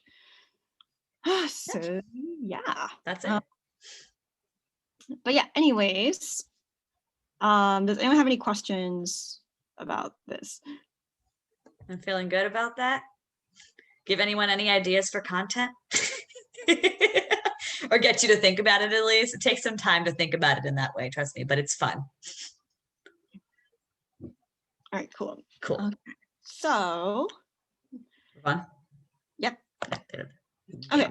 Anyways, so obviously we covered a lot today and like it's probably like really overwhelming. However, we do have a group program that we would love to invite you guys to. Well, it's actually a mini mind. It's not technically a group program, but we would love to explain how you specifically can use this because like we know what it's like to like kind of come onto the entrepreneurial scene and be like, oh my gosh, like there are all these like different people saying different things. It's like so overwhelming. But Dami and I, this is going to be our second round of Conquer Client Connections.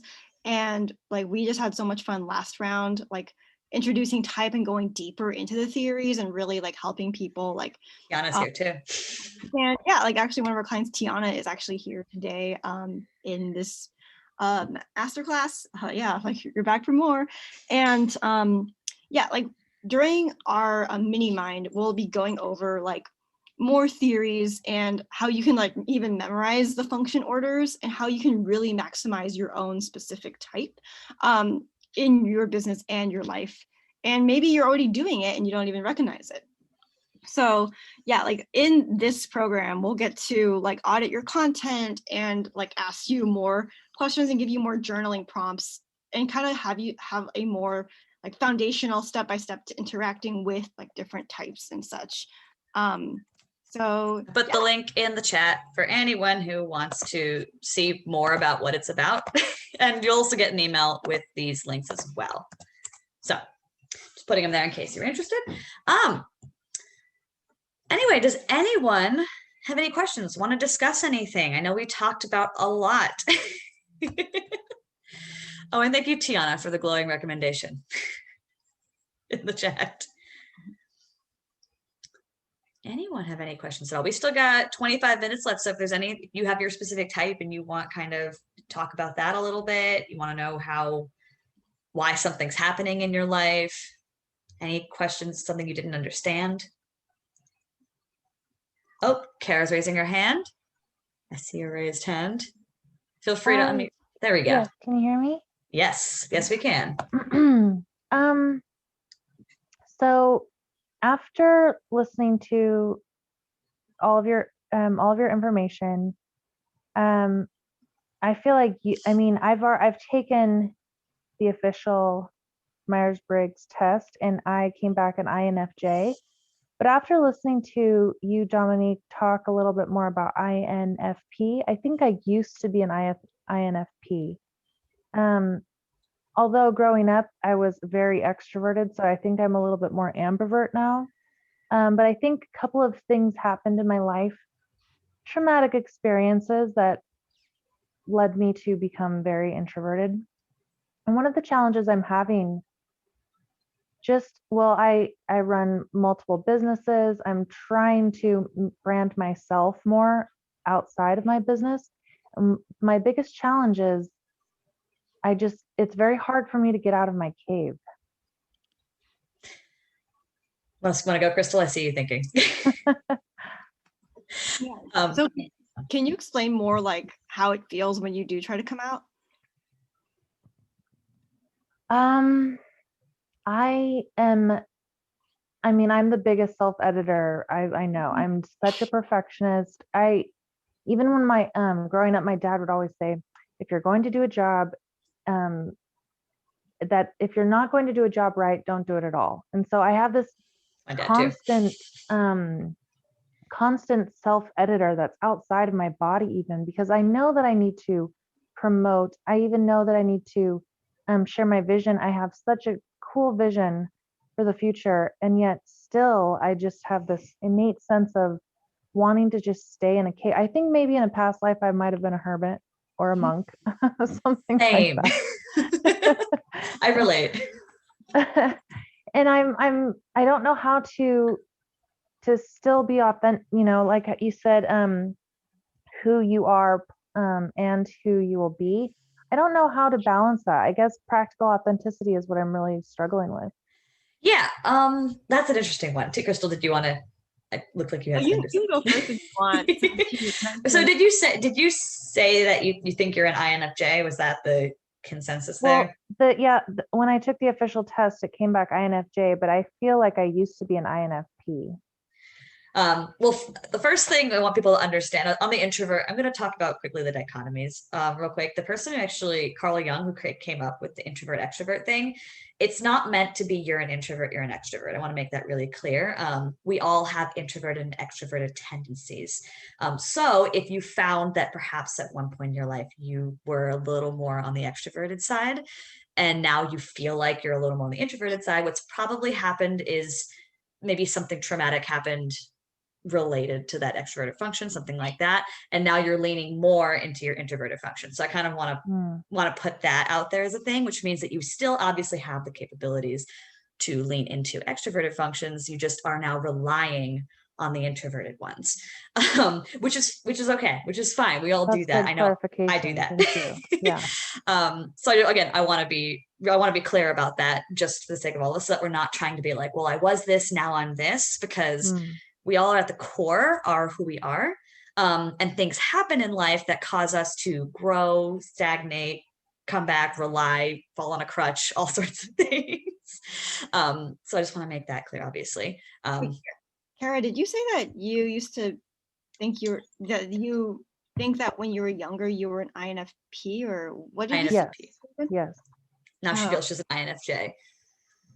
Well, and the reason it being because Dominique was talking about how she doesn't like planners, and that is exactly how I was. And then now I'm like addicted to pen and planners and journals. I don't think NFJs are necessarily predisposed to planners. It's just something that I see a lot of. It's just something I see a lot of older NFJs using. And that, again, none of these types predict behavior. Like, I can't say with definitiveness that all NFJs like planners, obviously. I just know for me, like, having a set plan for anything, and this is again NFP stuff, having a set, like, this is what I'm doing during the week, is too rigid for me. Where I like to be able to, and this is again NFP stuff, be able to come up with new ideas. Maybe if I have a new idea that day, maybe I want to be able to act on that. Or maybe I want to sit there and just muse on things. Maybe this doing thing, because planners usually have to do with doing. So if you are an NFJ, you probably are a little more predisposed to at least think about the doing. Whereas an NFP doesn't always want to. So that can kind of maybe try and help you figure out which one you might be. But I would definitely look into those functions a little more to kind of figure that out. Well, okay, now that you're saying that, I feel like I've had to force myself into INFJ just because I have multiple businesses. But when you just, I like growing up, I hated planning. I hated having a plan. My parents, ex-boyfriends, I mean, they would always get very annoyed at me because I didn't like to have a plan. I like to go with the flow. Yeah. It's possible. And obviously, like, I cannot speak for you. It is, and I've seen this happen with other NFPs, where when they grow or when they are around people who are perhaps a different type, like an FJ or something like that, they might try and emulate some of what they are because they feel like that's what they have to be. So I've definitely run into NFPs who thought they were NFJs, or even SFPs who kind of ran into that same situation. So I'm just saying that's a possibility. I don't know you well enough to be able to say that with any definitiveness. I will say that on the tests that you take online, often it's easy to manipulate it. Yeah, now that you're saying that, I think I might like dream to be an INFJ, but maybe at the core I'm an seems like NFJ can seem like such a nice thing to be. It can be like, oh my God, I do care about other people, because that's what you assume like extroverted feelings about. Like, oh yeah, like the judging perceiving dichotomy. They're like, oh yeah, I do like to have a plan, because that's how it does that part in the test, which is totally not true. So it's really easy to kind of get, and everyone wants to think like, oh, of course I'm intuitive. Duh. Wait, so what's something I want to say about, like, pushing yourself and feeling like you want to come out of your shell more. If you are an INFP, which again, I don't know because I haven't typed you. Well, I can like say the strategies for INFP or INFJ though. I actually think for both of them, what's really important no matter what is like self-validation of like, and maybe you weren't encouraged to do this, but I think really validating that there is a valid reason for why it is difficult for you, and no one gets to nitpick that but you. And the person you need to please the most is you. If you're an INFP, don't think of it as I gotta do something to prove to whether it's me or someone else that I'm like worthy of, being an entrepreneur, being whatever. A lot of it is just like allowing yourself to release the shame around that might be driving like inaction, and then like repeating the mantra of it doesn't have to be perfect, it has to begin. It just has to do that. And I think that like the shame of like, why am I not this, or why am I not doing this, or like why, and like continuously asking that is going to distract you from being able to just like be okay with the fact that continuousness and like will help you get out of this sort of line of thinking, right? Because I think that when you're new to something and when you're older, or like now that we're like not kids anymore, we have more resistance to being beginners or feeling like we're bad at something. And I think that when you get older, it is like we associate newness with like potential failure. But I think that you know, like being willing to look at it from a different perspective of that there's a lot of validity in maybe what I feel and experience, and that this world isn't necessarily set up in a way that like allows people to feel comfortable with like being themselves and believing that that's enough. I think really taking time to like validate and hold space for those feelings without thinking that you're just going to give yourself permission to like slack off, that is an essential first step. Because without that validation, your creative flow is going to be really constricted to where you're not even going to want to like probably put yourself out there in any capacity. So self-validation is super, super important, and it can only come from yourself in that sense. Like, you know, like coaches can help, they can help keep you accountable to keep self-validating. But I do think it does come down to genuine like self-compassion and being willing to consider a belief that might feel like better than the one you're feeling now and slowly progressing yourself. Does that resonate? Yes, completely. Thank you. Yeah. And I think that even if you're an INFJ, which again, like I haven't typed you, so I wouldn't know. I think that also a self-compassion for it, that it's okay to be an introvert. In fact, there are many introverts. Dominique, even though she did talk 2 hours today, is also an introvert. I think like finding like-minded people is also a great aid to this. I do think that like being like feeling very isolated and like you're the only one who's struggling with something is very easy to like disassociate and like isolate, but that's not true too. So I think it is being determined to validate to yourself like in ways that, you know, like other people can't do for you.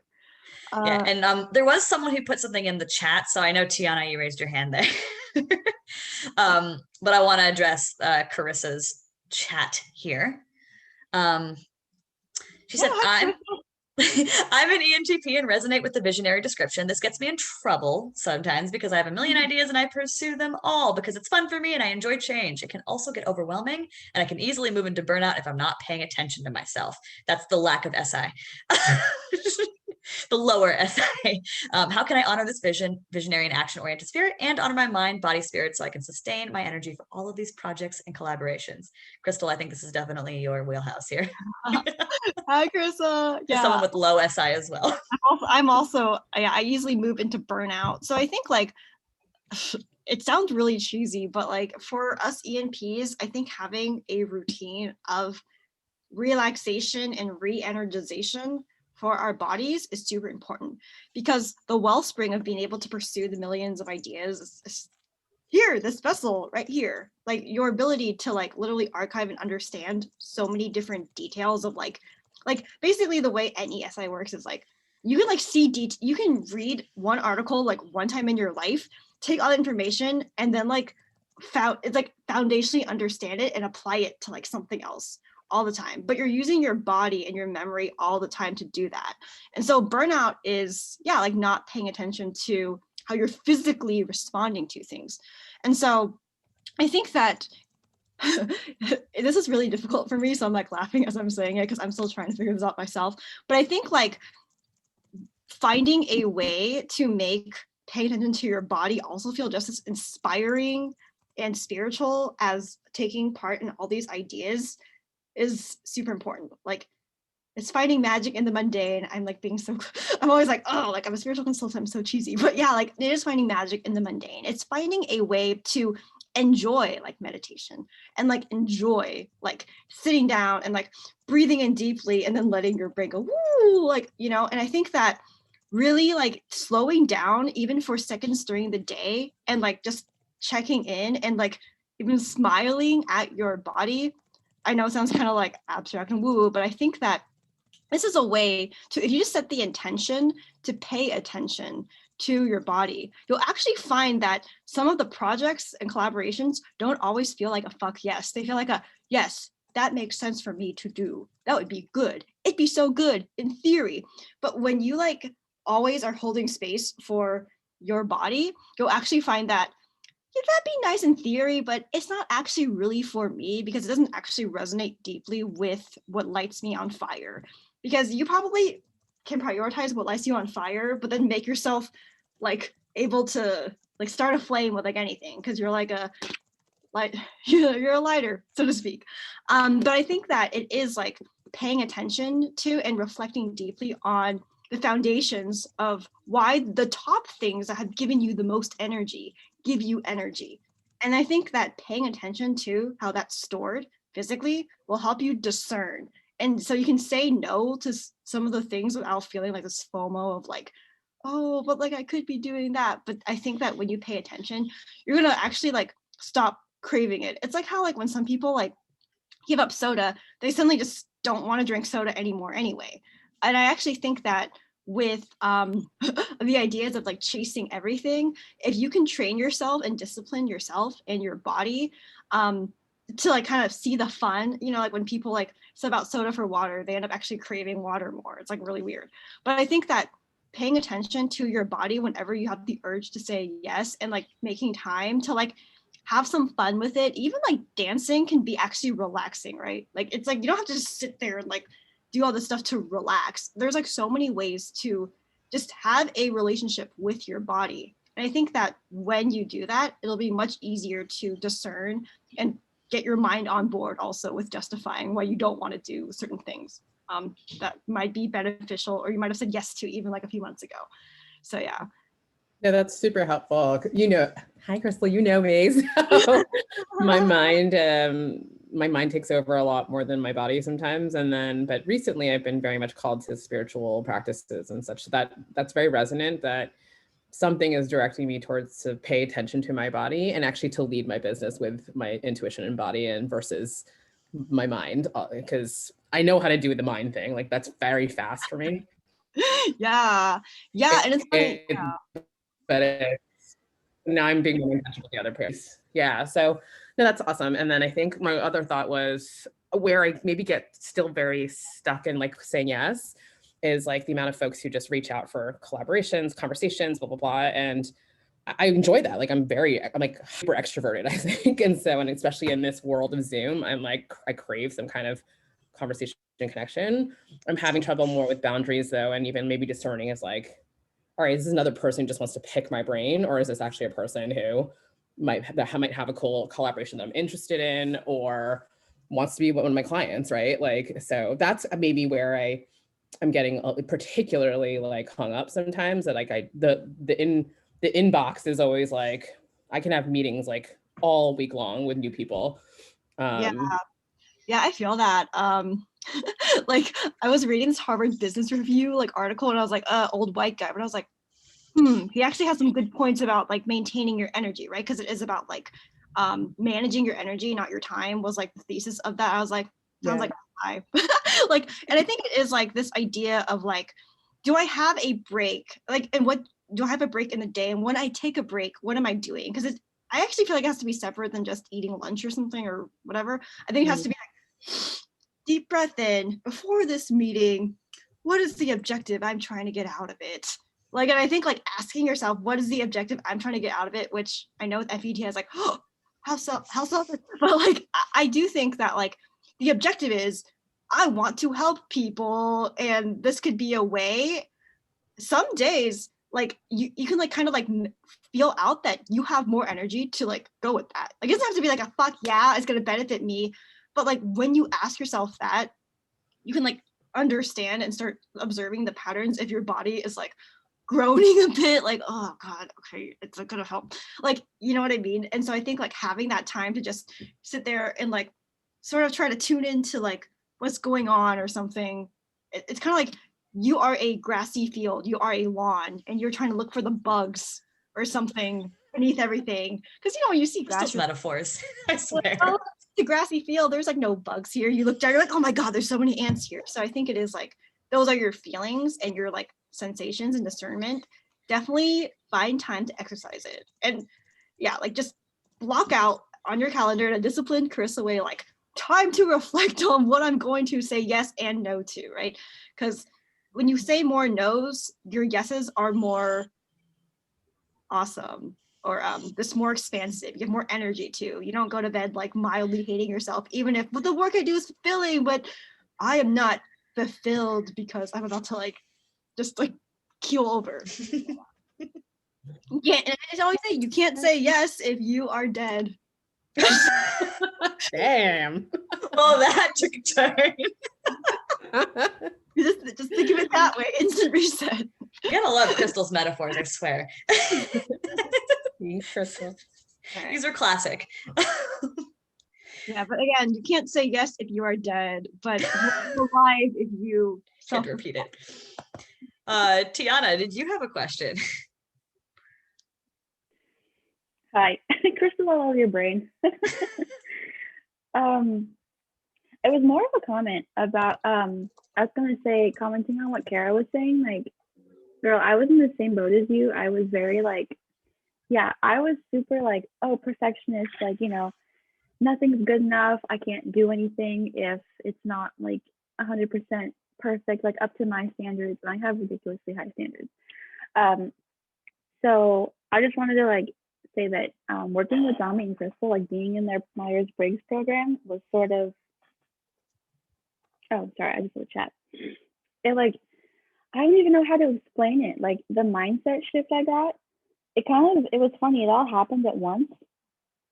And I remember like messaging Dami and being like, it just hit. Like I literally had a massive brain explosion. I was like, oh, I can just like do what I want, and it doesn't have to be perfect. And like I don't have to have a routine because I hate routine.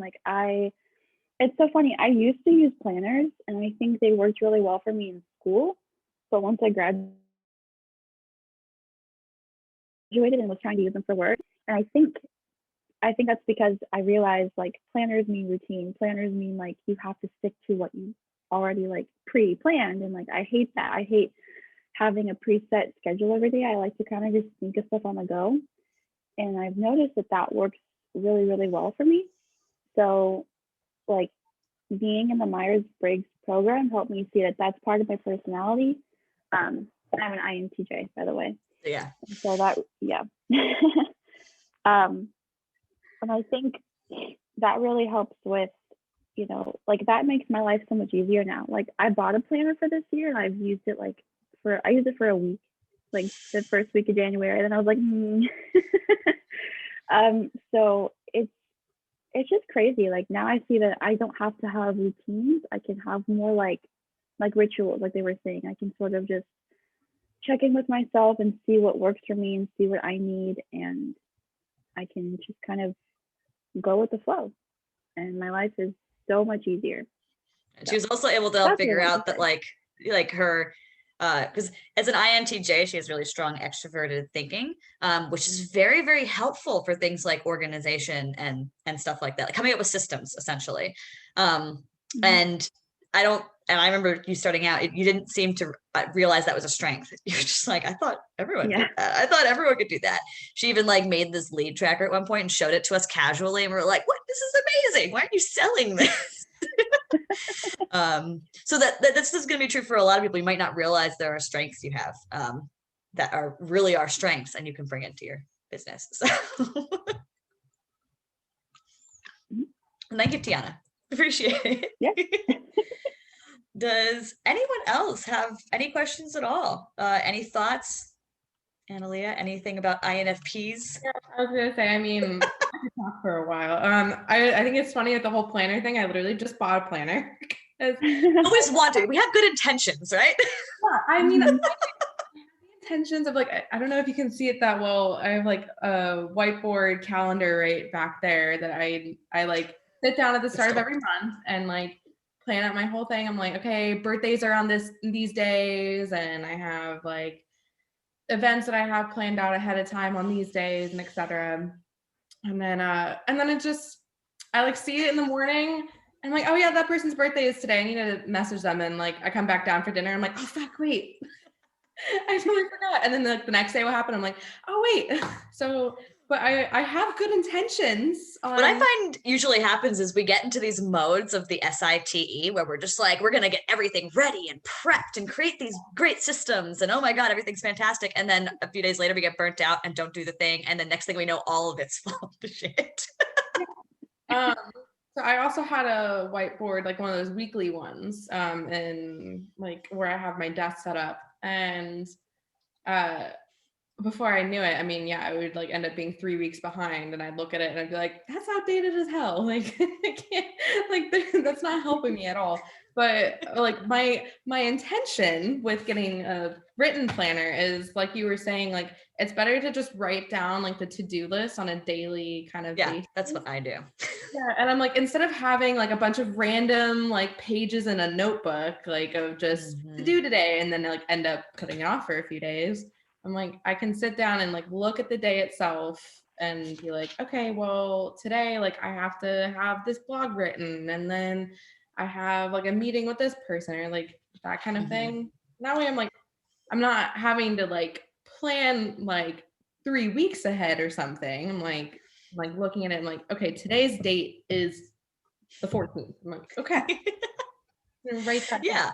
I mean, the problem that tends to happen with us, the people who are good at planning are also generally good at setting the boundaries. So they're also good at knowing if something comes up, they can build it in, and they know how to do that, or they don't let things come up. They don't allow things to mess with that plan.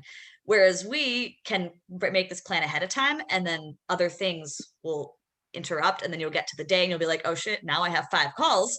And I have this, to-do list of things that I also need to get done. And I did not plan for that. So that's the problem we tend to run into, that usually I feel like, thanks to my lower extroverted thinking in a way. But again, on a daily, if you do it on a daily basis, it gives you more flexibility to also be more aware of how you're feeling. Whether that's like how your body is feeling, which is important, or whether that's how like you're just like, well, what do I want to do today? And as an INFP, I feel like that's super important because if I'm not doing what I want to do that day, in a sense, while still also getting the things done over a period of time, it's none of it's worth it. It has to be a balance. So sometimes I'll sit there and be like, you know what? I just want to make all the reels. So screw everything else I was going to do today. And that works for me as an INFP because I still get stuff done, but I get to be more creative that day and have more fun. And then I can do the other work later. Yeah. Works. I just remember like for my dad, he would always clash with me like growing up, because he was like, you're going to have to do things in life that you don't want to do. And I'm like, yeah, but no. if I can do it like a couple days from now, I'm not going to do it today. Like I'd much rather like play video games for like 3 hours and then go hang out with friends today. And then I could go, like, probably had an STJ dad like me. Who are just constantly like, they always have like very particular ways of doing things. They tend to be a little more traditional in that sense. Like the hard work pays off. They're like that kind of thing usually. But that's definitely my dad. And he's always been like, you're going to have to do things you don't want to do. And I'm like, I don't feel like it. I'll get to it later. I work better under pressure anyways. So that's my excuse too. I'm like, I do better under pressure. So let me procrastinate in peace, damn it. Yeah. The school systems have really fucked this up, like, Tiana's looking at us like, I don't. Well, because like I do not. You learn in school, it's like, oh well, yeah, I mean, I can have this paper written in a day. So, or I could challenge myself and do it the night before. On all the coffee. I think what really helped me in trying to tap into introverted thinking to some degree was like remembering that I'm always prioritizing something. Like even when I'm like not doing the thing that I told myself I'd do, it's not like I'm doing nothing. It's like I'm actually doing something else. Even if it's like lying in bed being depressed, like there's still something I'm doing. Like maybe I'm trying to process something. Like so I think like when I like that was a trick I've learned actually from the ESTP friend. Bye, Crystal. Bye. And so like it might really help to think of it as I'm always prioritizing something. If I catch myself not doing the thing I said, I'm gonna ask myself, what am I prioritizing instead that is more important to me than that thing? And how important is that thing that I should be doing to me anyway? And I think even checking in with that and being intentional from there is like a good way. Something else to realize is when, and this is something as an INFP that's definitely come to me, TI gets on my nerves, and I'm trying my best to learn about it. But what's kind of started to help me with understanding other people who use it on me, what usually is happening is people are almost trying to prioritize your life for you. They're trying to tell you what you should prioritize. And like Crystal was saying with priorities, they're trying to tell you what you should believe in, what you should think. And that can annoy us. That can really be annoying. But understanding that what they're doing is that's just their way of thinking, because they have their own belief system. They have their own version of priorities. So we are also allowed to have different priorities. And like what you'll also notice is a lot of people who are using that against you aren't actually trying to say that their way is necessarily best. Sometimes they're just trying to give you an option. And if you say, well, I believe this, they will take that. Kind of like if people feel a little bit differently than us, or maybe value things a little bit differently than us, like we believe in the individualization of feelings and values. We believe like, well, what do I feel? Well, what do you feel? They are the same way with thinking. So when I think of it like that, I realize, oh, it's not necessarily a criticism on me. It's kind of them giving me, in a way, giving me an idea, almost starting a discussion, the conversation catalyst, like Crystal said. So when you think of it like that, it makes it a little less it makes you feel a little less offended, frankly. So just something to think about. There was another point, because I like was reading here and there a little bit about like the actual cognitive functions, like from the typeandmind.com, just like kind of reading through some of it. And I'm trying to find it now. There was something about like setting boundaries as an INFP, and like that's something that's like really important for us. And yes, and I feel like, and for me growing up, like I was always the quiet one, like in my family. Like they're all like just very. It may not necessarily be that they're all extroverted, but they're very outspoken. And so I just was always talked over and like kind of just the quiet one in the corner. And I was like, all right. So now that I feel like I am like kind of becoming my own person, and I'm like being more outspoken, and then I'm coming to them and like being much more firm about my boundaries. They're just like, what? Like, you can't do that. Like they're literally like looking at me like I'm going nuts. I'm like, you know what? Like, it's no, growth. It's growth. I'm like, let me grow. Yeah, I mean, it's definitely, and this is true for any type, really, any type that has trouble setting boundaries, which is quite a few. NFJs I know struggle with this big time. Tiana and TJ does not. And I can tell you, if you need your boundaries validated, so if you find yourself getting offended by someone who's offended at your boundaries, it's usually because you're a little shaky in them. That's the unfortunate reality, usually because you're just a little bit shaky in them. So I recommend having someone like a TJ, an NTJ, an STJ, whatever, who will usually help validate the boundaries that you've made instead. Because they'll be like, yeah, of course you need to set that boundary. Like, duh, like, why wouldn't you do that? I personally recommend that as an INFP, because it's kind of helpful to have that validation, especially when someone's criticizing my boundaries, and then it makes me kind of second guess them without really realizing it. Like sometimes I'll be like, wait, what do you mean I can't, like, why are you upset with this? So I like having TJ friends who I can go to and be like, is this like, I'm not overthinking this, am I being too strong? And they're like, no, that's just me. But I recommend that especially because when you run into people who knew you previously and now you've grown and maybe developed some of those boundaries, people often expect, not often, but a lot of times can expect you to be the way they remember. So it can kind of be a shock to them, and they might not actually be criticizing your boundaries, but it can feel like it. So it's just nice to kind of have that validation so you can be firm on all of that. Again, just my recommendation. This is why community is important. Tiana also says, for real, if you ever want your boundaries feelings validated, come talk to her. She's good at it. Yeah, I mean, I was gonna say, like, I know for me and my sister, like, we have always butted heads, and I don't know exactly what her type is. I know, like, I think she's an Enneagram 7, but I don't know what like her like personality type You can is. butt heads with any type, frankly, especially if they're an unhealthy version, so to speak. And that usually just means that someone isn't aware of themselves and so can fall into the grip of some of their lower functions more easily. My mom, hi. I say Yeah. I just know she's always been like much more extroverted, like in the moment, and like very fast thinking, very like quick to act kind of person. And I've always been like very like sit back and like reflect a little bit. And she's like, no, next thing, like going to the next thing. And we clashed like all growing up. And then it's only been like kind of recently we still clash a lot. But at the same time, like I'll come to her and like express something like me setting my boundaries like with my parents, and I'm just like, why is this so frustrating? And she's like, yeah, but that's like totally like you're like in the right with this. It's just she's like, but like you just. It sounds like she might be a TJ. I don't know, the way you're saying like the efficiency thing sounds like she might be a TJ, but I don't know her. So I just know we've always been quite the opposite. Which is exactly how that often works, especially because INFP growing up, and this is NFPs growing up, because we're the kind of the quiet, sometimes slightly more emotional ones, at least internally. At least internally.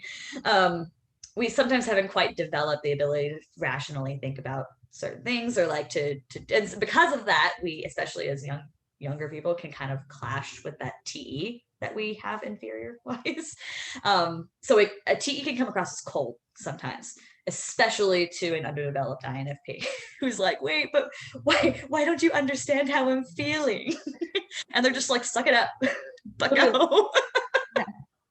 But again, that's how I'm saying how it can come off, because that's not actually what they're thinking, that they're just trying to help you. TE tends to try and help fix the problem. It likes to come up with solutions to things. So and I don't know if she is a TE user, what you'll probably find with her is that if you were feeling a certain way, she was probably trying to fix it. Which is, and they're not trying to, it's never a personal thing. It's always just I want to help you out of this. So let's figure out how to solve it. Let's get out of there. And if you're not trying to help yourself, why? Yeah, it's like just their way of thinking. Like, yeah, it's their way of thinking, which probably makes a little more sense to you now. Because again, as you grow, you start to understand it a little bit more. But now if you can kind of start to attach functions to it, it gives it more of a why. It gives you more of a context. Yeah, Tiana said she's an INTJ. My sister is, she thinks, an INF something. Yeah, it could be an INFJ because FE and TE clash like no other. That's my mom and my dad. It's a constant battle. If you've seen FE TE clash, it's kind of funny from the outside perspective, frankly. But it's usually a lot of like, well, this is just how it is, I'm just being honest, versus the FE being like, but you offended someone, or like that you shouldn't have said that because like someone's feelings are going to be hurt, or like, I'm offended by that. And the T's like, but I just told you the truth. Yeah. It's that argument. If you've ever seen that, that's usually what's going on. Like, which I think is I personally find kind of funny to watch, but it's also a little scary. Anyway, it is past time. I just realized. Sorry about that. Yeah, so thank you guys so much for joining us today. We'll be sending the replay. I'm going to stop recording now.